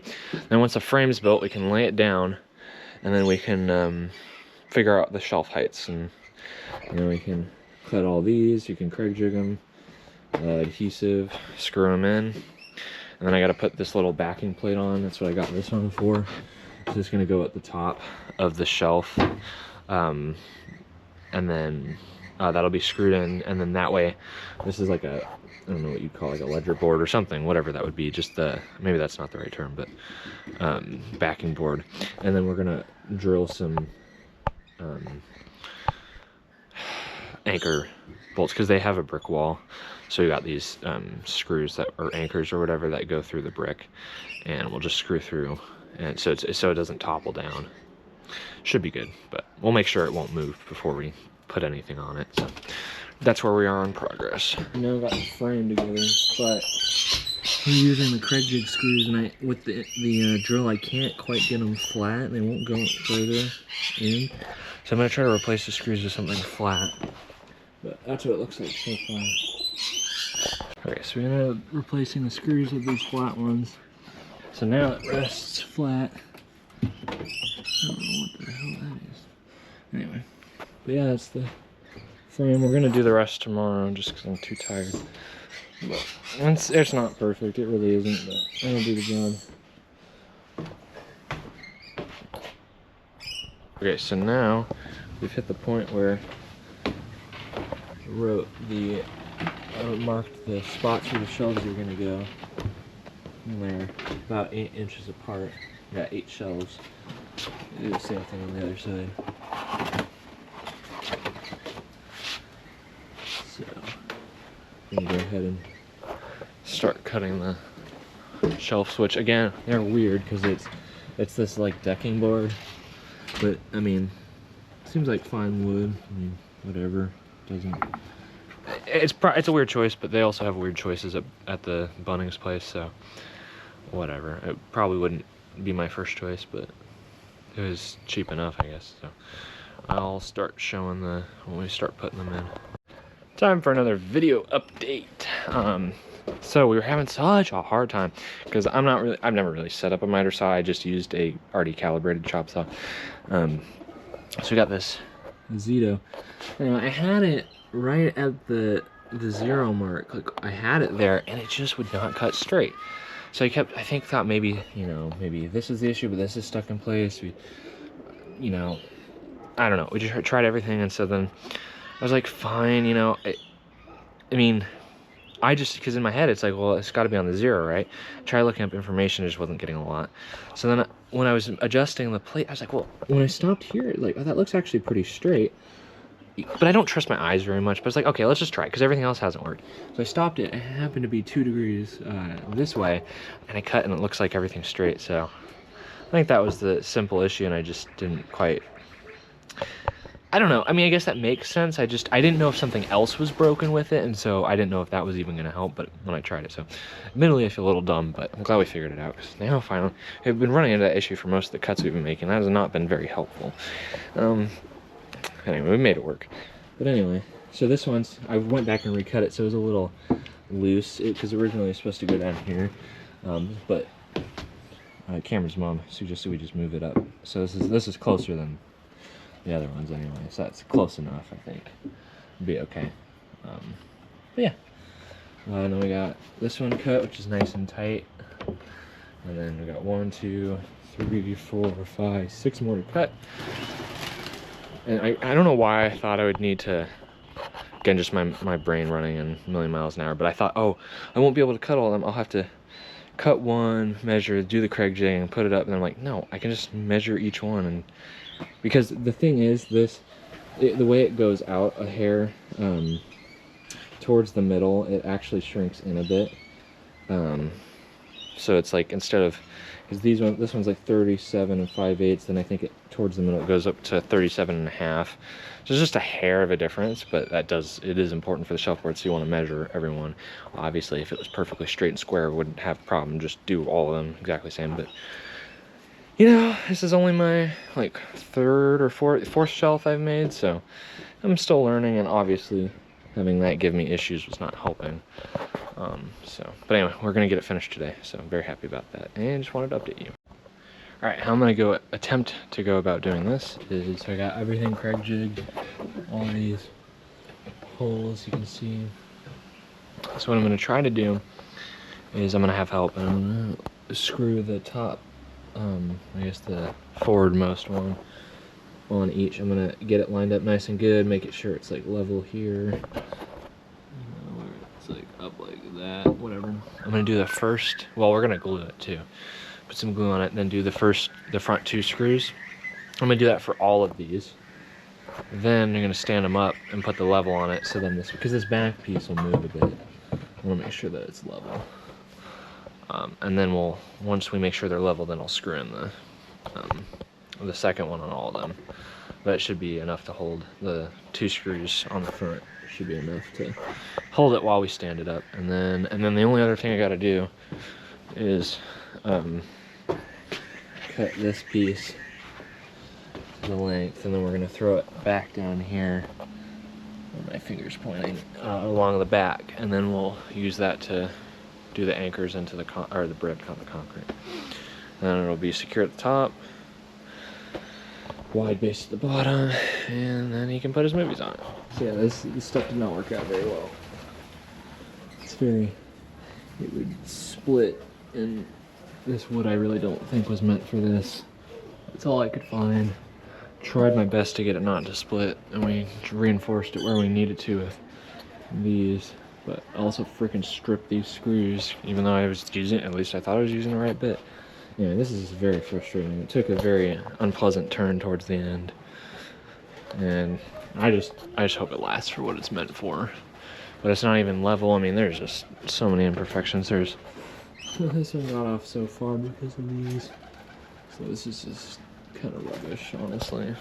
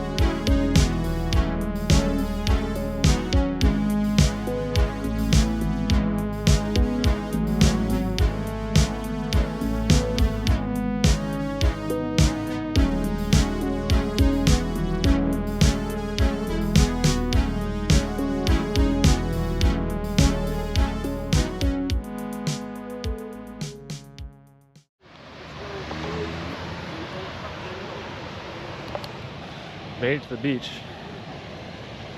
I guess.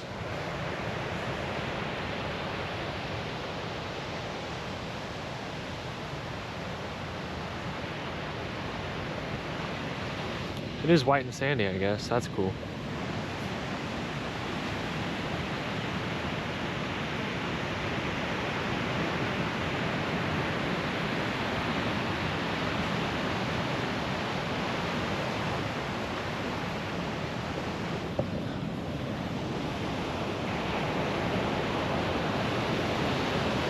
I wish it was, I wish the sun set on the east.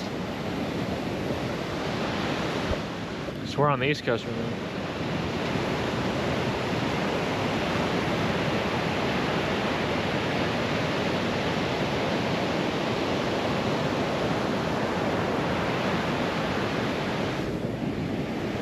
Admittedly, it is really pretty. That's nice.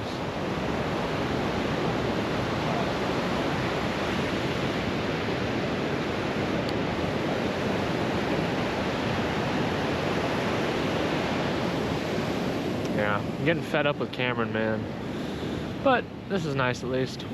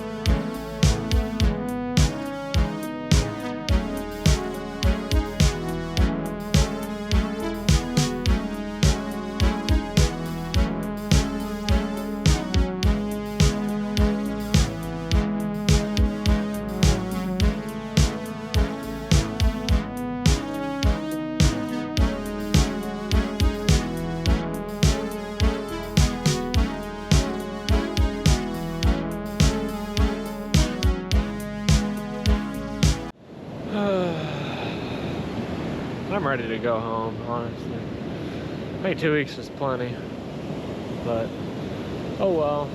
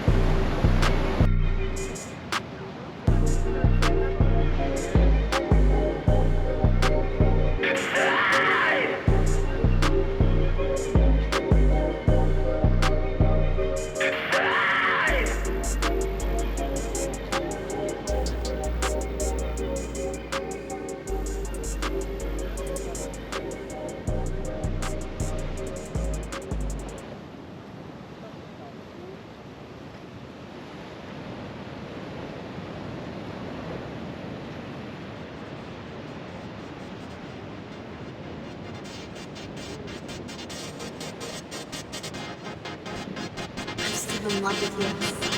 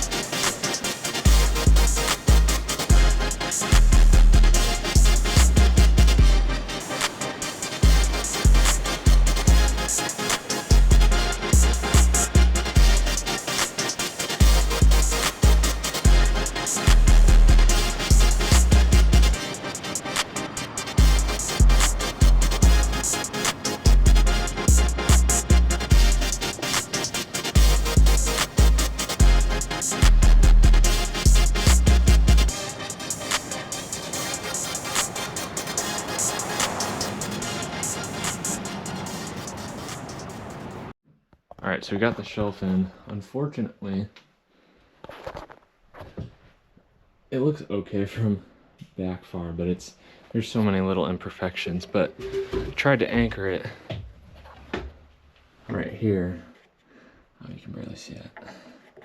But the drill bit I was using was not actually getting through to the brick, so it only went through the plaster. So now it just comes out, which sucks. But because we have a wide base right here, if he just puts a lot of weight on it, it hopefully shouldn't topple over. I mean, yeah, as long as there's weight down there, it should be okay. I'm a little unhappy with how things went, but I mean, the boards aren't moving, even though this is really not the best material for it, so I guess mission complete. It kind of sucks, but whatever. You gotta live with things as they are. I guess try to come up with another anchoring solution if really need be, but doing a little update. We're on, let's see, I think it's the 17th. It's either the 16th or the 17th, which means we are either about to hit 2 weeks or we have just hit 2 weeks. Oh wait, today's Wednesday, so it should be 2 weeks, yeah. Anyway. Yeah, I'm a little tired of the vacation. It's a little hard because I don't want to, I would like to explain and divulge on the details, but it's a little bit of personal stuff with Cameron. There are some videos up from when me and Cameron were fighting and stuff, which kind of gives, but now I know personal information and I don't really want to be the guy to share that kind of information. It's just, because it's not really my business to be sharing that with the world. The problem is, to explain why I'm frustrated, I kind of need to give some context. So it's like, I don't know, you know what I mean? Like, I don't want to be airing his dirty laundry and stuff, but also I'd like to be able to talk about it. So I don't know. Okay, basically, I don't know. It's really, it is difficult to find the words. At least I can edit this, so I can say what I need to say, but then maybe edit it. Basically, Cameron has, you know, a condition. I'm not going to specify what, I'm not going to get into that, but I don't know, it's just there's this idea, I guess, that, you know, only capable of so many things, but he's really high functioning, you know. So the problem comes with learning for myself how to deal with that, because, you know, there's this argument that it's like, well, you got to be a little bit, you know, gracious and softer with him because, you know, he has these problems, and some, you know, there are things they can't control, and I'm fine with that, right? Like, if people have things that they can't control, then, you know, I mean, that's the way God made them. So it's like, I need to be patient, and I need to be, you know, try to be just a good person, you know, try to be kind to them. But I'm hitting this point where he's doing stuff where it's just like, I just don't know, in my head, I'm having a really hard time. The birdies. I'm having a hard time believing that he's completely incapable, and I have to just continue to let things go, you know, because I really don't think that he's that incapable that he can't correct his behavior. Sorry, there's a lot of loud noises around here. I was hoping this walk would be a little quieter.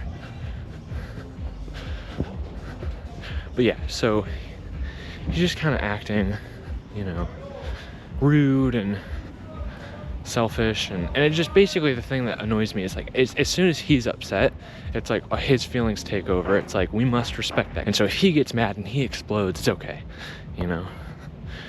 But if I'm, you know, feeling frustrated, it's like, it doesn't matter to him, it's not important, and we just have to, you know, and I'm just sick of it, you know. It's like, to me, it feels like it's a cop-out answer. I don't really think he's as incapable as it made to seem. I mean, I'm just a conspiracy theory guy, you know, I always look into things, but it's just like, you know, he's treated me bad online. Like, he's really treated me bad.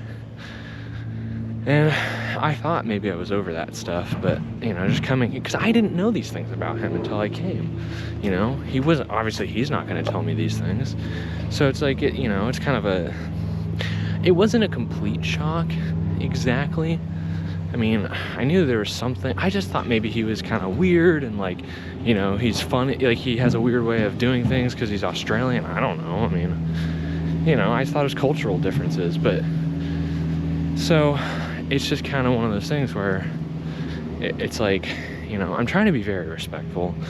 You know, they've graciously let me into their home, and his mom's nice, and, you know, but it's just like, you know, these are the realities. It's like, you know, people are a certain way, and it's like, I mean, at least I came here and he didn't try to murder me. That could have been really bad, you know what I mean? Like, you fly to some guy you met online. I mean, I've known him for years online, so I never felt like, you know, I was in danger or anything. Obviously I wouldn't have come, but it's just, you know, I obviously, of course, expected that there was going to be challenges, and these are the challenges, and so I have to just kind of accept that. But I also don't think that means I have to just put up with being treated bad. But it's hard because, you know, his mom has her way of handling things, but it's like, yeah, you know, I also have to kind of be respectful of that, because it's like, you know, it's not like I'm just at his house. It's not like I'm just his friend where I'm just visiting him. It's like, you know, and so since it's like I'm kind of a part of the whole thing, and so I have to kind of abide by her rules because it's her house, and that's fine. But what I don't like is feeling trapped, like as though I can't be myself and I can't hold people accountable when they treat, because that's my thing. It's like, if people treat me wrong, I want to hold them accountable, or at least want to, you know, like, be able to express my frustration. But I feel like I can't even express those feelings because, oh, then he's just going to see me as the enemy. And so, you know, and then I think, okay, well, then maybe he does have some actual issues that I need to just accept, you know what I mean?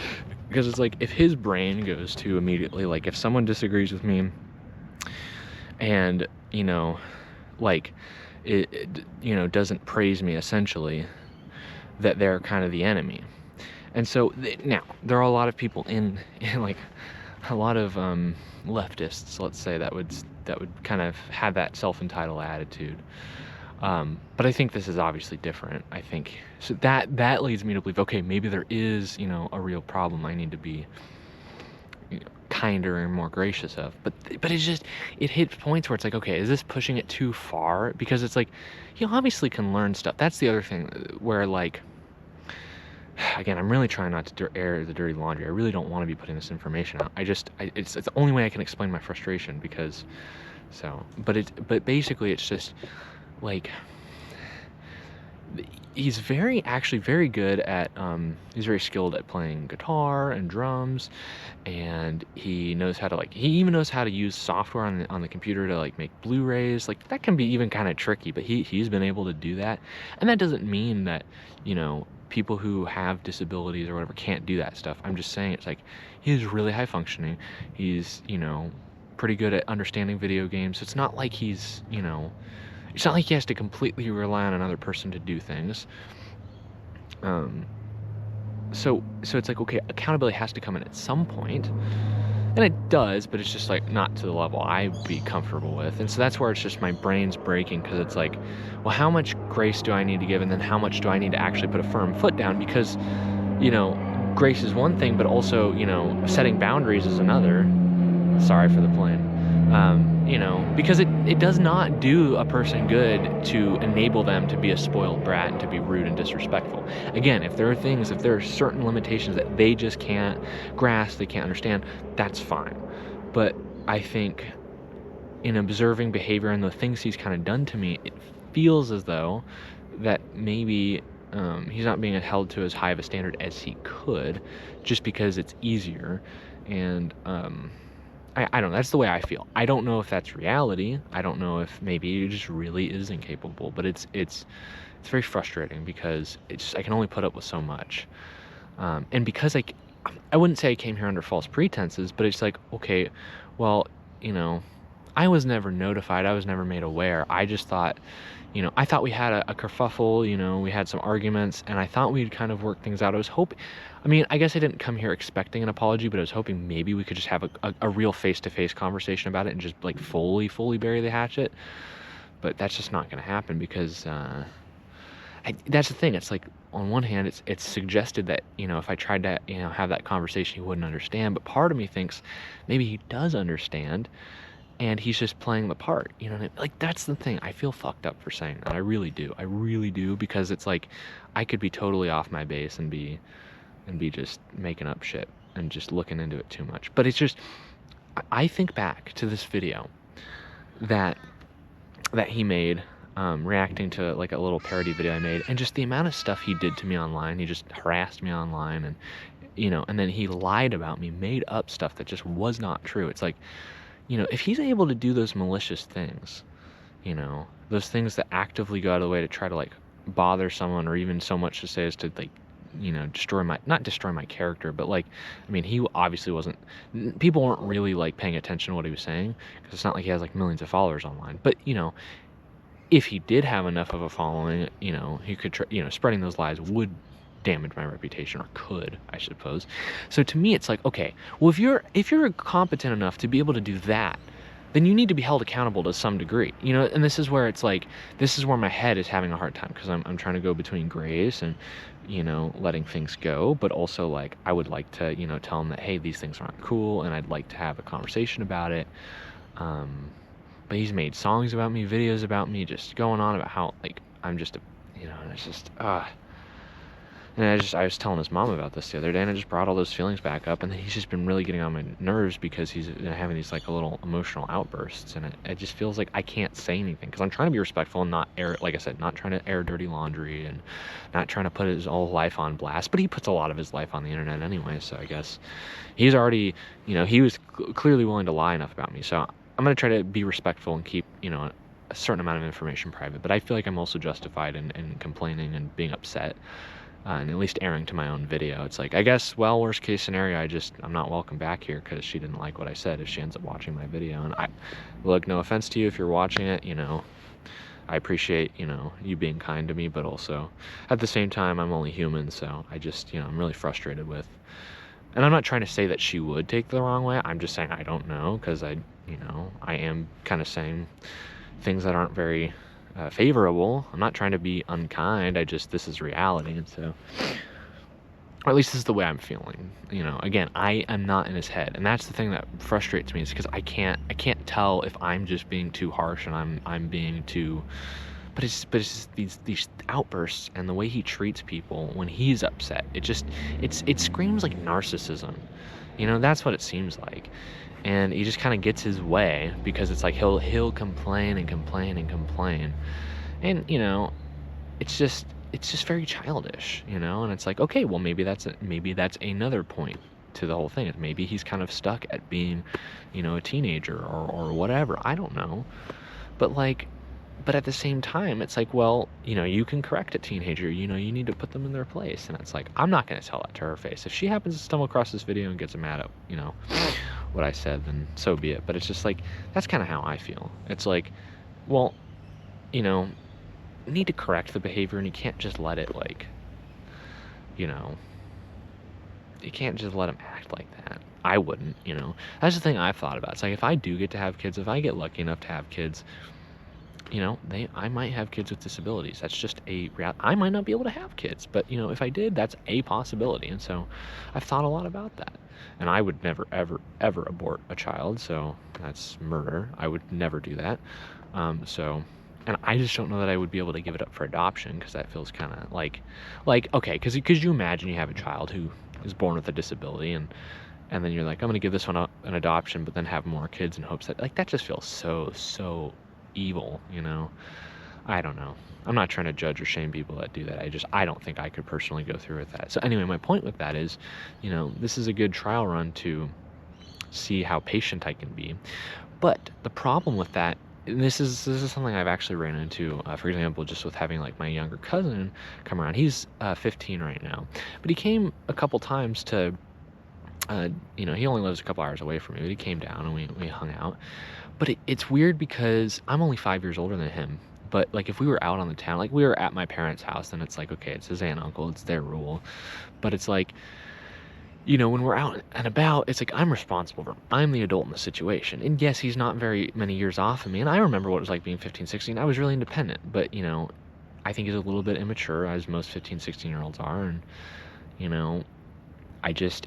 I feel like it's, again, that same thing where it's like, I could not get him to respect my authority. It's not like I was trying to be overly controlling, but it's like, okay, well, hey, I am responsible for you, so you do need to listen to what I'm saying. And he just wanted to be combative. And so it's the similar feeling now, because it's, I don't have any power or control. And trust me, I don't want to be controlling of people. That's not what I like doing. I just, if I have to be responsible for them, then I need to have some authority, I suppose. Because that's the thing. If I have, if I'm not responsible for this person whatsoever, and I can just leave, and it doesn't, and I'm not tied to that person, then I don't care. Then do whatever they want.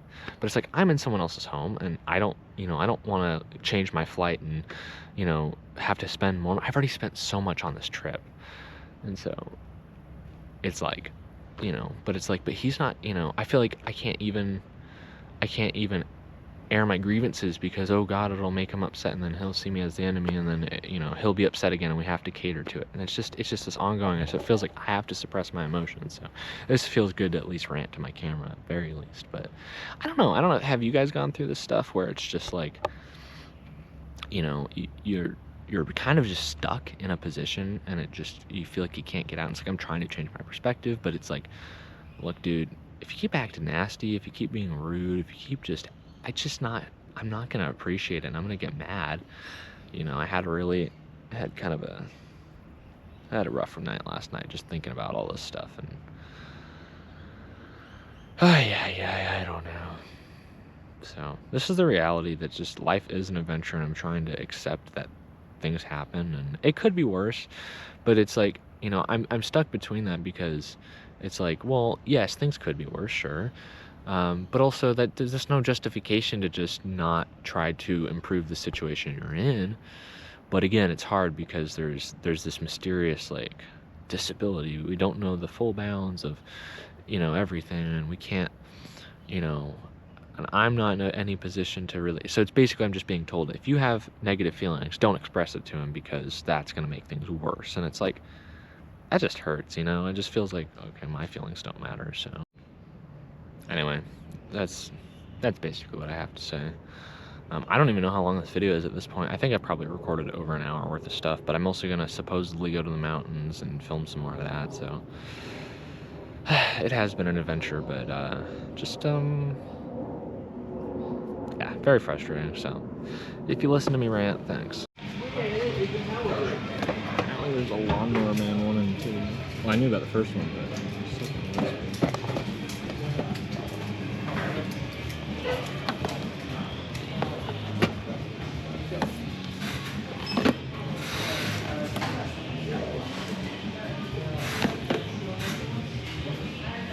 oh, this is a really good one. I actually already have this, but I kind of want to get it. Because it might have better special features.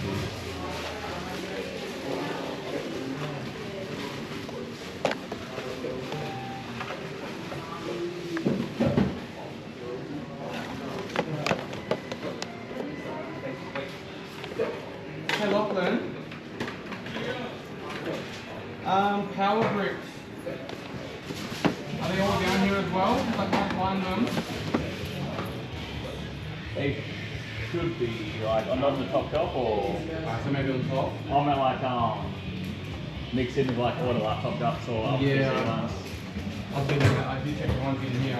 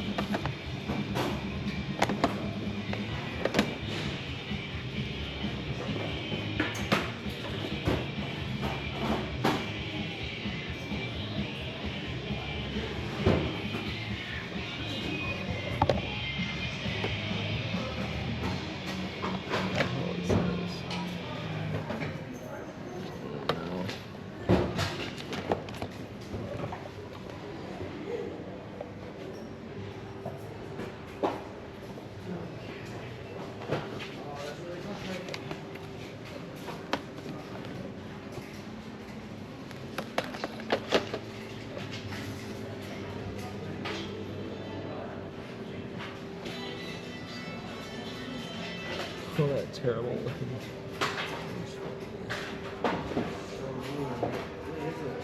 Interesting.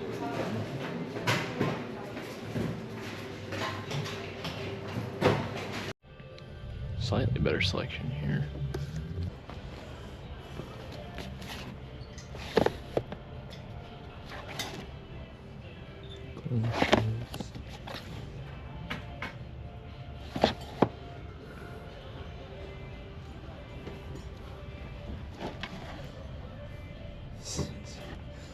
Interesting.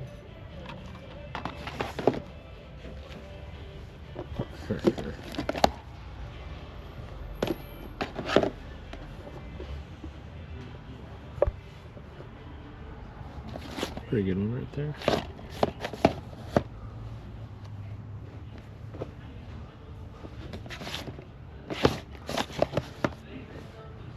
I'll find Cartoon Network. That's what I'm trying to find.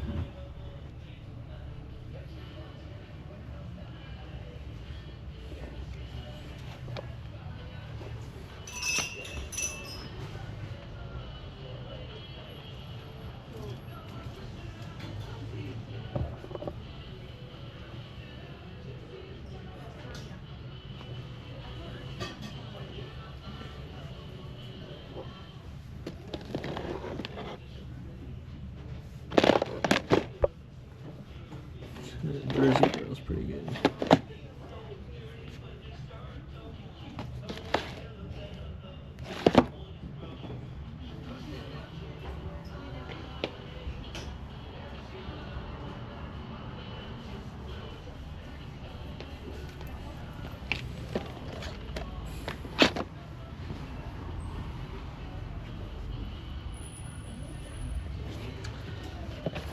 One of the best movies of all time, right there.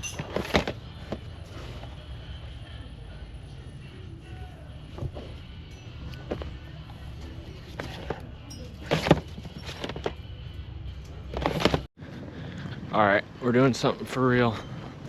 I've never done a solo adventure. I mean, I've walked around the hill, but I haven't gone on a solo adventure. I'm gonna regret it if I don't take this opportunity now. So I'm doing it. I guess I'm gonna go into, I don't know where I'm going exactly. I might just go back down to the Opera House, or I don't know. I'm listening to Benet. Is this the way to go? Yeah, I guess. Anyway, it'll be fun. I know what suburb to get off at, but it's still gonna be interesting going alone.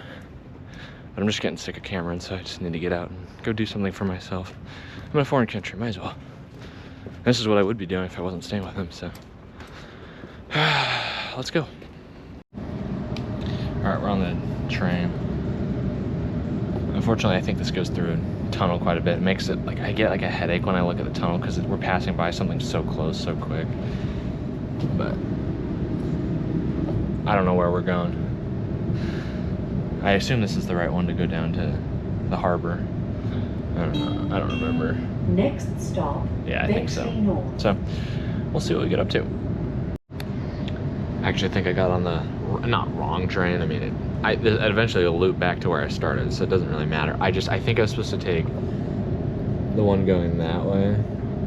That's coming. Because this one is outside so much more. Like, this train the one I remember going to when we went to the harbor was, it was going through tunnels. This has just all been outdoors. Frankly, it's nicer because my eyes aren't screwing up so much, but I'm curious to see where this does end up. I assume it takes us down to the harbor too. I don't know, just a different route maybe.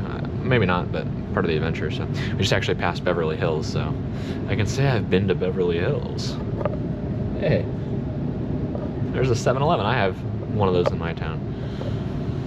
That's the thing, Australia's really not that different from, I mean, it is and it isn't. There's different government regulations and rules, and they don't recognize the same rights, but like, corporate America's here. I mean, they're inundated with our pop culture.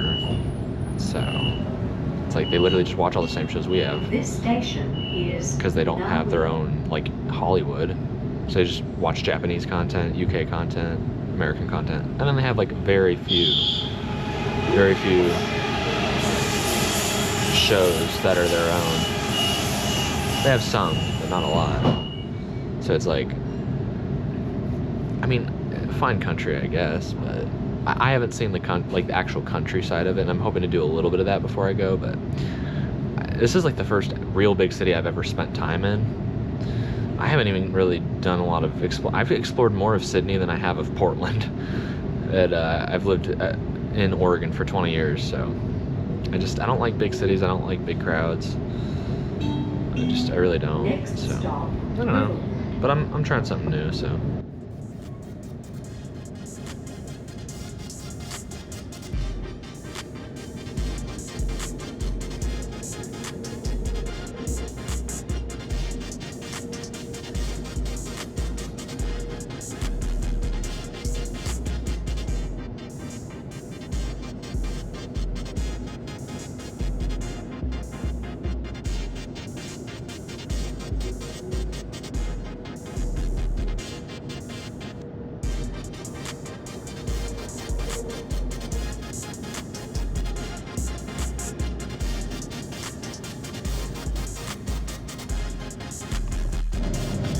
Stopped here for a minute. I think this is where it like starts its loop again. I don't know. So we'll see. I guess I did get on the wrong one, unless it does go where I'm thinking after this. There was a guard announcement, but I pulled my headphone off too late and I couldn't quite hear what it said. But we'll see where this goes. This is probably just where it like sits for like 5-10 minutes and then starts again. So maybe it doesn't hit this place I was thinking of. So. In that case, whatever, not a big deal. I see, so now we're moving again, but we're going backwards. That's interesting. So yeah, I sat here for like 10 minutes. Okay. So I wonder then, curious then, I wonder if go back through all the stops again, if I'll end up going back down to the Central Station. I hope so, because that's where I was actually trying to go, but I mean, I guess it's been a nice train ride, so. I'm still in love with you.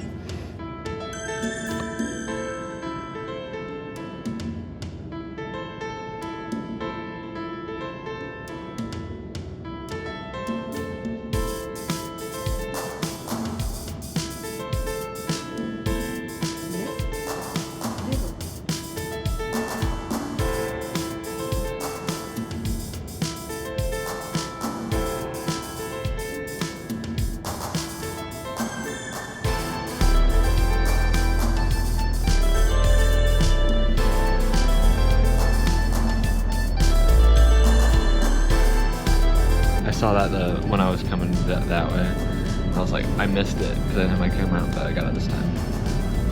That was pretty cool. And it was very quick, but body of water.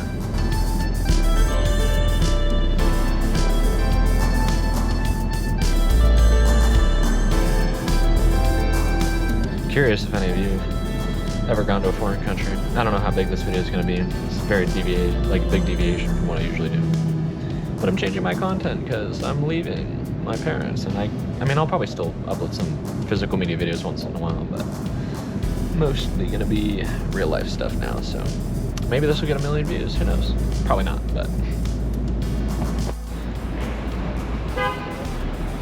Made it out. I left at Central Station. I just made it to the street. I don't know where I'm going, but it's nice right here. So I'll see what I can get myself into. Hopefully I don't lose the way back to the train station. But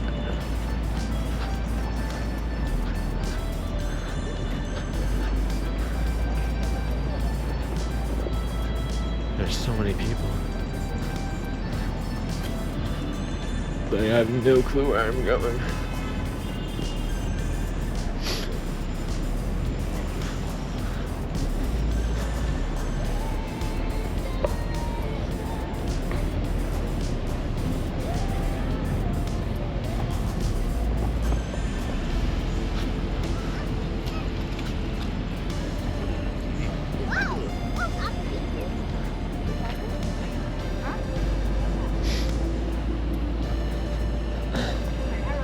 I feel like I'm in like New York City or something.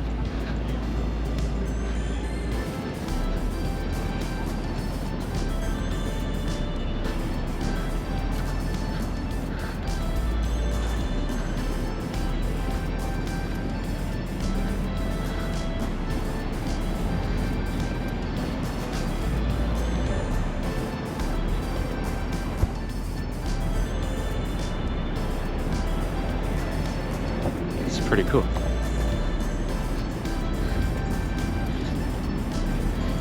As much as I don't like big cities for a lot of people, I will admit the architecture is very impressive. Very impressive. I've always admired that.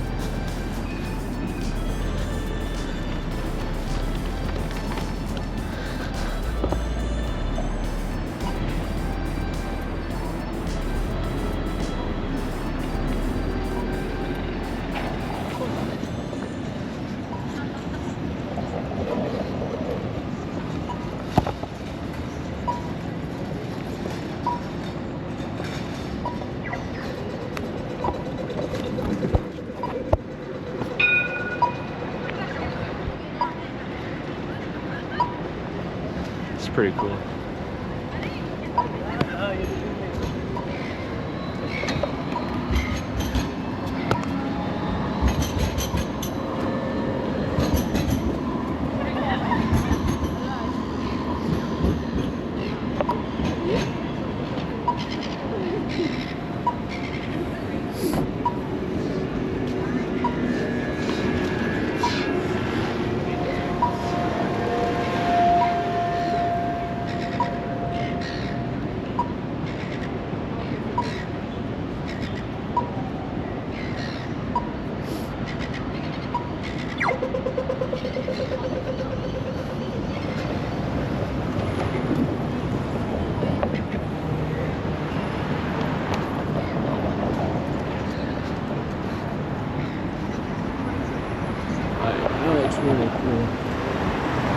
I mean, the amount of time and effort that goes into planning all that stuff and then actually getting it done, I mean, I gotta be honest, that is kind of unbelievable to me. I've built my own things, but never to that extent. I mean, Well, just look at that. Look at that. I don't know. I think it's cool. I wonder if I can find a place that's not so crowded. I mean, that's not what you're gonna find in a big city, but I also kind of want to stay in like a straight line, so if I need to get back, I'm not gonna get lost. I wonder if there's a cinema around here. Go watch a movie.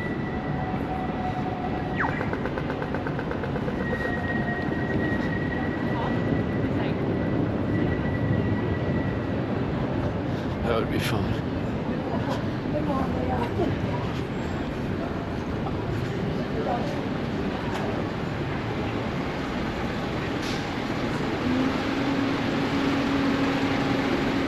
That's not what's The pink and green's kind of cool. I guess I should stay more on the left. I forgot that's how they do it here. People in the suburbs don't really do that, but it seems like maybe downtown people do. I'm so used to walking on the right side of the road. I also think it's funny that right is also another word for correct. So it's like, yes, we're on the right side of the road, and that means also the correct side of the road. Because I agree, it makes more sense to walk on the right. I don't know, but that's just how I grew up, so whatever.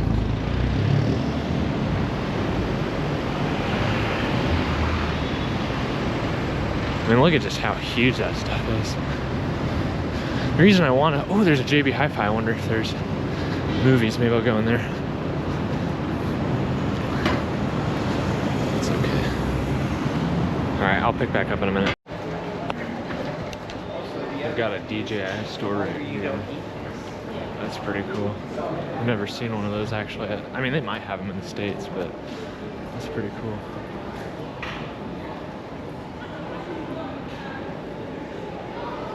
See if I can find that JB Hi-Fi. Yep. It's to the right. So it was downstairs.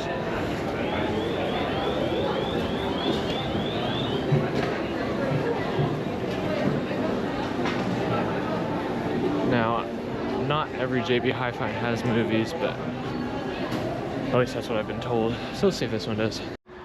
I'm not seeing movies thus far, just the games. So they might not have movies here. I'm not sure.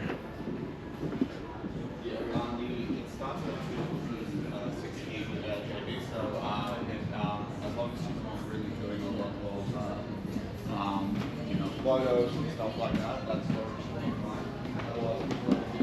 Yeah, I don't see any movies. We're not doing any student discounts at the moment. I think this is a final price for them. I know. Yeah, I think it's just games.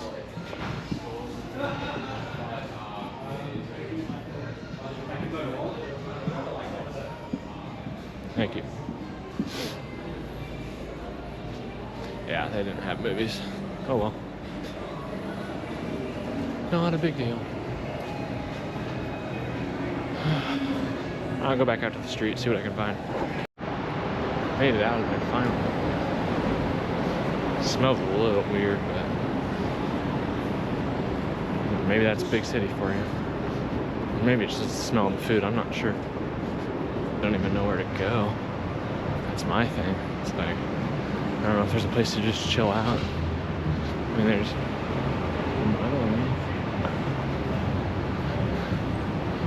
I don't know. That's probably just a place to spend a bunch of money.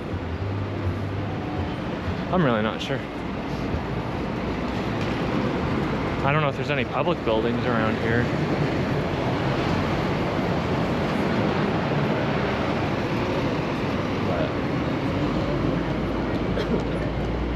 I'm really not sure. I'd have to ask someone, and then I don't know. A little shy for that.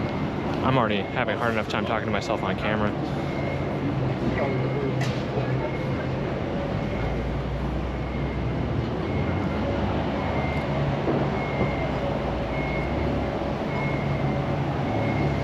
It's still pretty cool.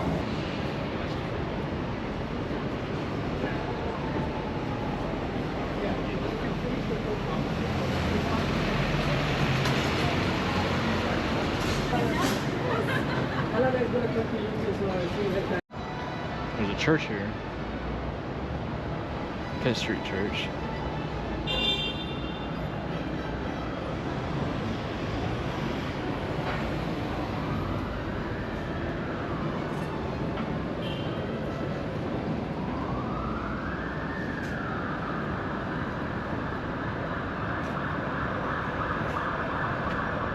Maybe I'll go in.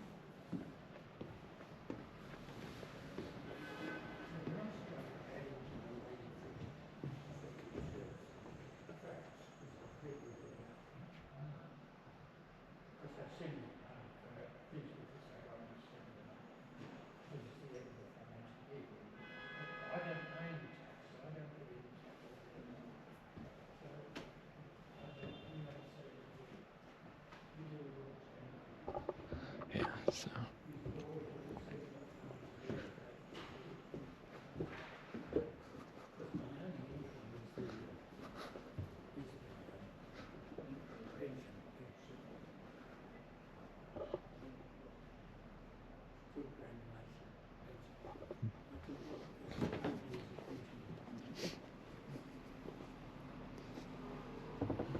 Thank you. No problem. Yeah, so that's just not actually a church at all. Just that proto-liberal bullshit. I mean, it looks cool, and maybe back in the day it might have had value, but nope. Just a bunch of devil work. That's what I'm saying, guys. It's like, you know, everyone's like, oh, you gotta go to church, but it's just like, oh, you gotta find the right church. Well, why? Every church is freaking like that, especially in these big city areas where, you know, the word of God could actually be really helpful to maybe reach millions of people. Instead, you know, the devil uses those churches and pretends that this is what, you know, Christianity is about, and it's like, absolutely not. It's fake. It's just to try to, try to tell you that your sin's okay and that you shouldn't need to change your life, and it's just stupid. It's absolutely rubbish. It's, you know, of course these are the kinds of churches that are a real church that would actually be helpful in a big city like this would be like a real, an actual Bible reading, God-fearing church, you know. But it's just like, if we can't even have those in small towns because everyone's so damn corrupt, of course we're not gonna be strong enough to go ahead and do that in a big city. You know, if everyone's just gonna pretend like, you know, literally the opposite of what God has said in his word, that's somehow, you know, his word and his will, it's like, okay, you know, what's the point? Like, stop pretending, just be like, you know, be a church of leftism or wokeism, you know? Sorry, I know it's really hard to hear me, but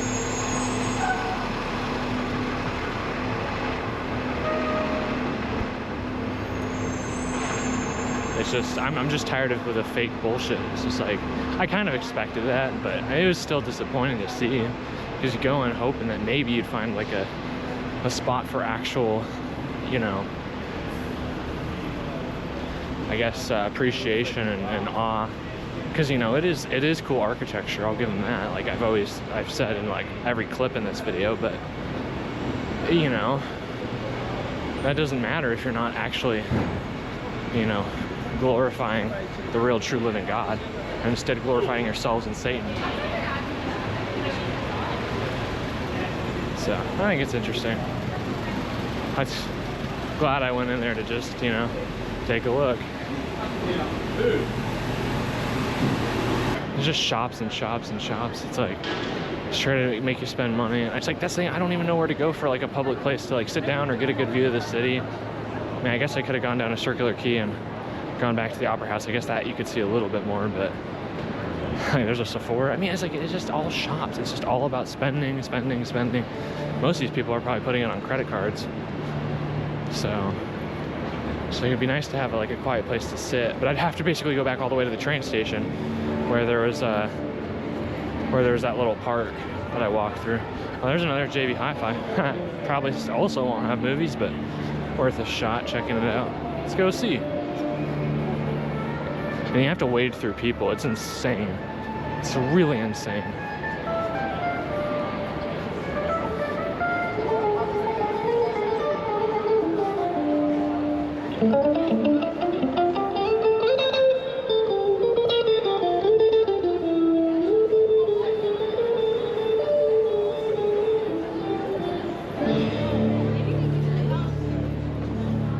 Sign for JV Hi-Fi, but where actually is it?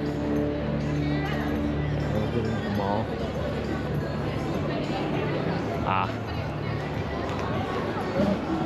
It's always in the malls. Oh, they do have a couple.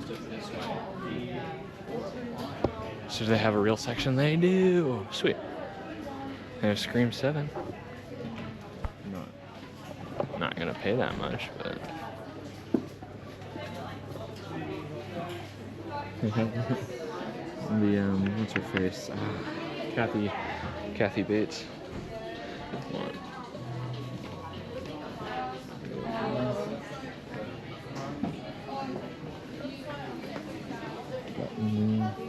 SpongeBob. Interesting.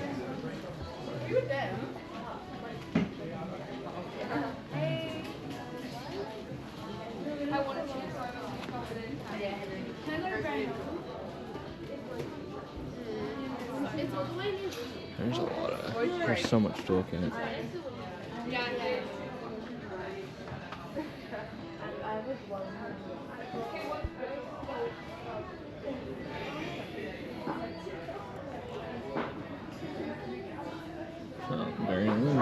I got rid of my 4K of that before I watched it because I was just selling everything. I'm like, I really did want to watch that one, but I sold it. I'm not gonna buy it again. Oh, there's the Boogie Nights. Breakdown's a great movie. Great movie. I wonder if they have a kids section here. I wonder if they have any like Cartoon Network. Probably not, because there's nothing really new coming out for Cartoon Network since Mad Men lost all the rights. So this is just brand new stuff. How do we do that? Yeah. Oh. Ted. It's a good show. Yeah. Well, they do have a kids section.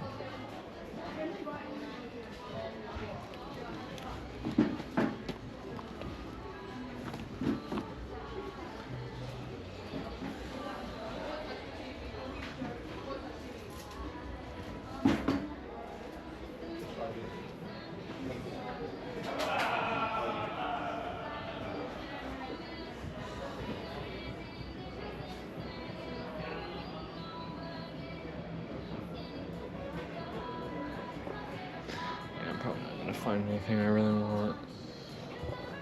Most stuff basically the stuff that I'm most interested in that we don't get in the States is the Cartoon Network stuff.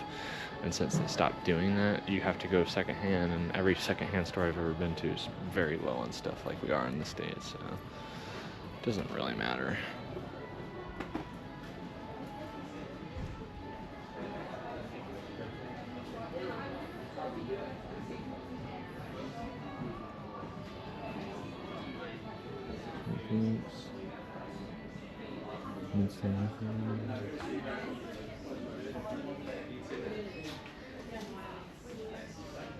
Scream 3. It's actually probably my favorite Scream. It's actually pretty underrated in my opinion, but kind of want to buy something just for fun since I already made it all the way out here, but I don't know.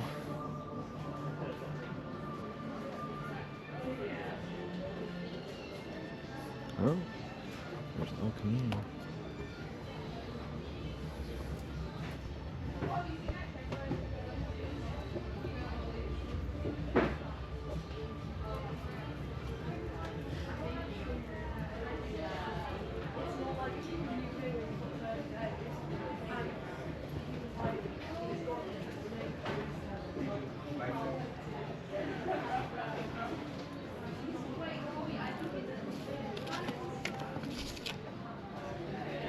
This is the one I really want. It's got Unlawful Entry on 4K, which is a great movie, but I don't want to spend $200. And Wild at Heart's great. I already have that though.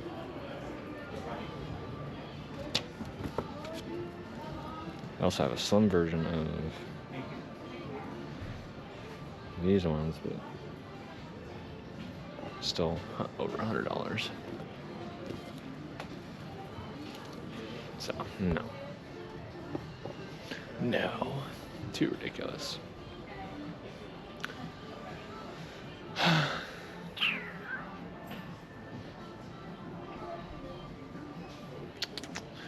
Boring. These Bewitched sets are cool, but oh, those are the DVD ones. But yeah, I think it's too expensive. I'm trying to get out of buying stuff, so it's like it'd have to be something I really, really want that I can't get, or it would be even more expensive at home. I have music, but I don't really need anything. This is cool. If I don't hear back in half an hour, I'm just gonna get it done. Seymour Hoffman, Rachel Weisz, I've never even heard of her. She looks familiar.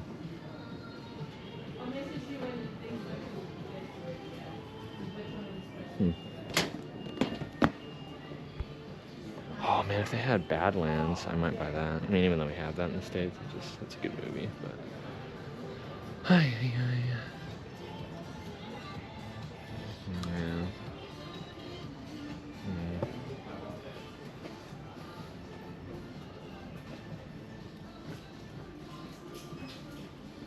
Alright, I think I'm gonna just probably head back, because I don't really know what else to do down here unless I find a good space to sit down and just chill for a bit. I suppose I could always get food, but I wouldn't even really know where to go for that. There's so many places. And there's probably thousands of places in Sydney to eat food, if not tens of thousands. I know it sounds ridiculous, but I feel like that's true. I don't know, I think I'm just gonna head home, honestly, and make some lamb, because I have some lamb still. See if I can cross the street before it's done. I bet you now, closer I get to the train station, everyone's gonna be heading home, so it'll probably be a lot busier. So I'll probably, unless I sit down, I might sit down in the park, maybe, so we'll see. Okay, I just noticed a sign that I didn't see the last time. It says Criterion. I don't think that's what I think it is. I think that's just a name for something else. But it makes me think, oh, it's a Criterion Hotel. Okay, I'm an idiot. I could have just read. I was thinking that might have been movies. But I mean, I know Criterion's actually in New York City, but I don't know, maybe they had a Sydney branch. That would have been funny.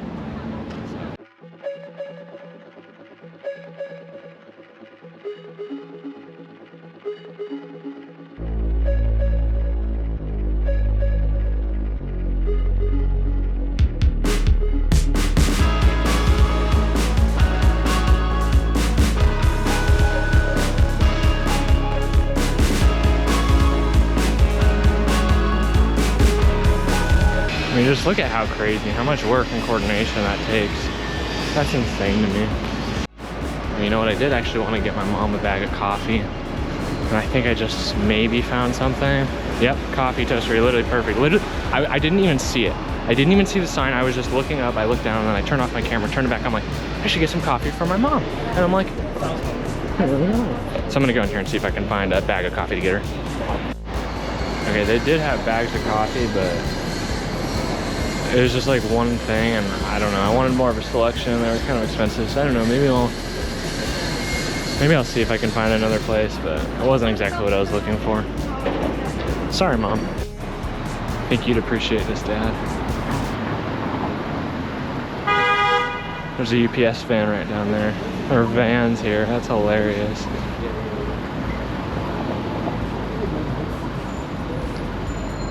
Yeah, I don't know if you could see that. I hope so. I just thought that was really funny.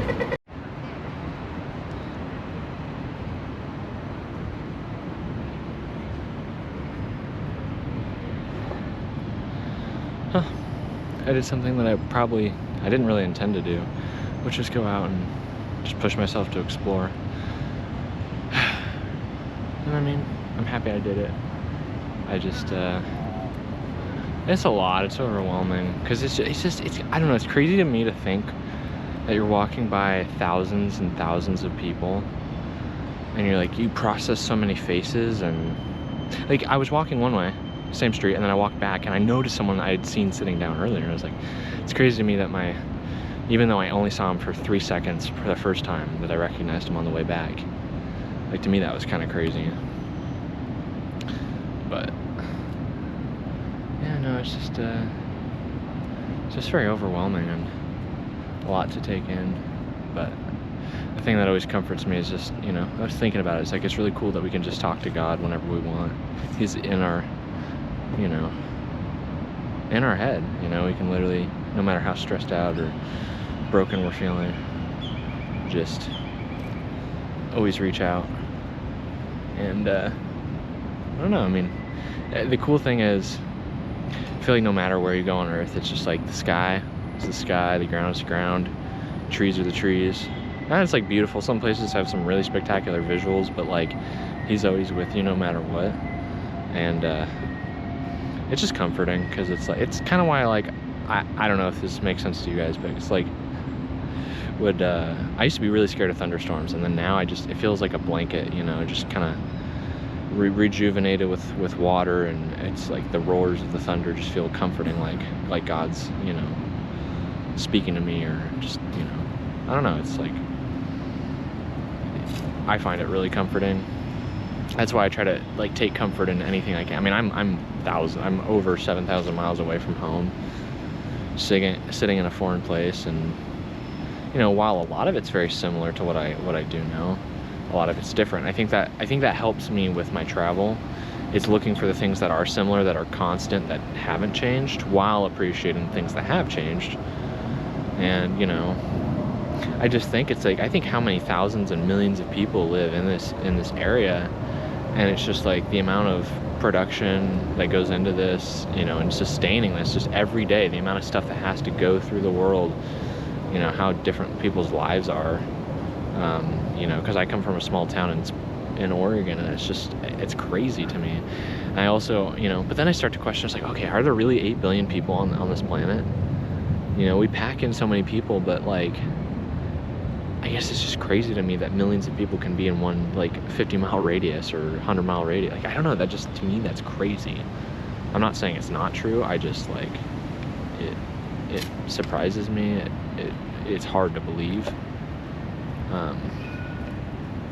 So like, I don't know, can 8 billion people really live on this earth? Is there really 8 billion people?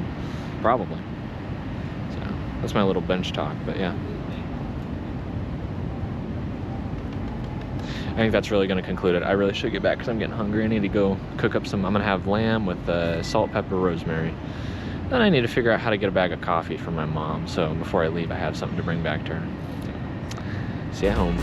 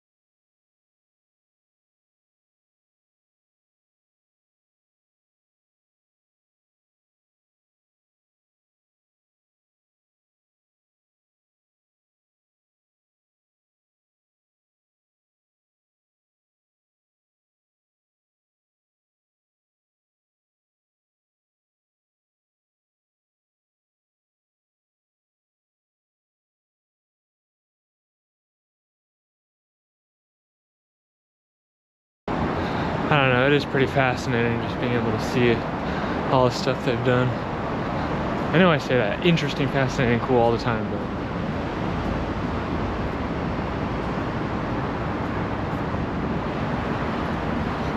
I don't know, it's just crazy to me that all this could be built and still standing.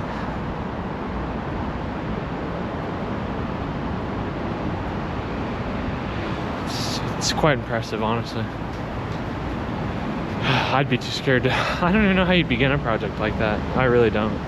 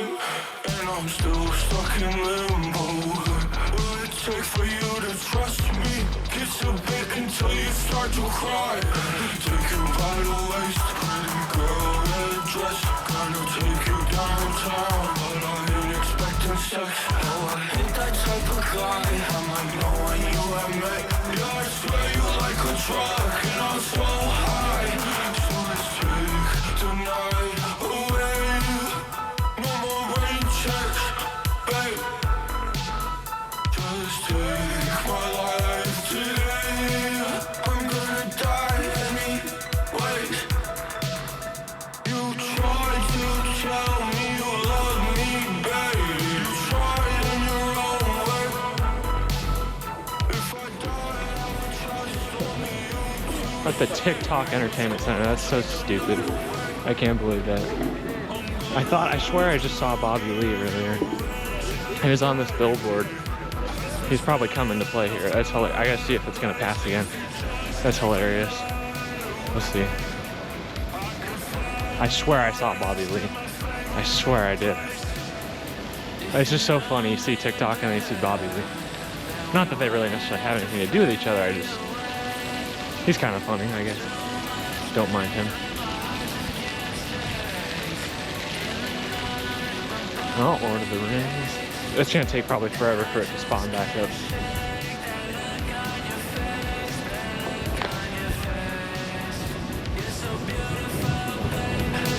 There we go.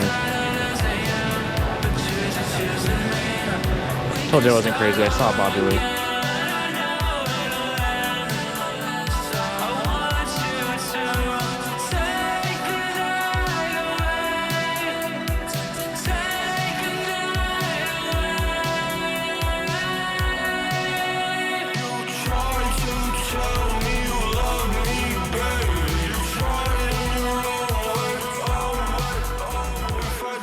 And so, that is my journey to Australia, but it got cut short, and I, again, didn't really film anything on the way out. It was kind of a decision I made. I don't know how much I left in the video, because I still got to think about it. I'll tell you this, just for context. I did film a clip where I just kind of ranted. I was feeling frustrated, and I talked about some things that were personal. So either if it's in there, it's probably somewhat edited, or I decided it was okay to release. Whatever is left, if I didn't have it, you know, I'd filmed that, and then some stuff happened, and then I just decided, you know what, I need to go. And it cost me a little bit of money, but I ended up I ended up changing my plane ticket to the next morning, and I caught the plane, and now I'm home. So I was originally supposed to start flying back on the 1st, and then I would actually come back on the 1st because they're a day ahead. So by the time I make it to the States, it would have been the 30th. Well, let's see, June's only 30 days. So it would have been the 30th the day I started in the U.S. time, and then when I finally made it back, it would be the 1st for July. So anyway, July 1st to July 1st. I know it doesn't make sense, but anyway, that's when I was supposed to go. I had to cut it short. I just couldn't do it anymore. I'd been there just a little over 2 weeks, so for what it's worth, I feel like I got a pretty good vacation. I don't regret going. I'm sad that things turned out the way they turned out, but I made the right choice, and I'm proud that I did it and didn't just like paralyze in fear and just like, oh, but the money. It's like, well, my time's important. I had already spent so much money, and my head was thinking, well, oh, it's gonna even more money. I'm just spending even more money, but I'm like, I don't want to be here for the next 12, 13 days or whatever. And you can do a lot in that time, and I'm like, you know what? I just need to accept that I don't want to be here, and I just need to find my way home. So, could have been more expensive, so that's what you get for going and meeting some stranger online. You know, I wasn't in any danger. They were, you know, fine in that sense. Just personal issues that we had. And whether or not I disclose that much information, I don't know, because I haven't edited the video, and I haven't completely figured out how I want to present things. Because I'd like to be respectful to that family, but also I feel like I should be able to share my own experience. So it's juggling between sharing what I felt was necessary to explain my experience and also trying to keep privacy for that family, so I'm not bringing any undue attention or, you know, strife. Because they were kind to me. I just, you know, certain things I couldn't deal with. So, anyway, thanks for watching. I hope you enjoy whatever you got out of this. It was interesting for me. And yeah, thanks.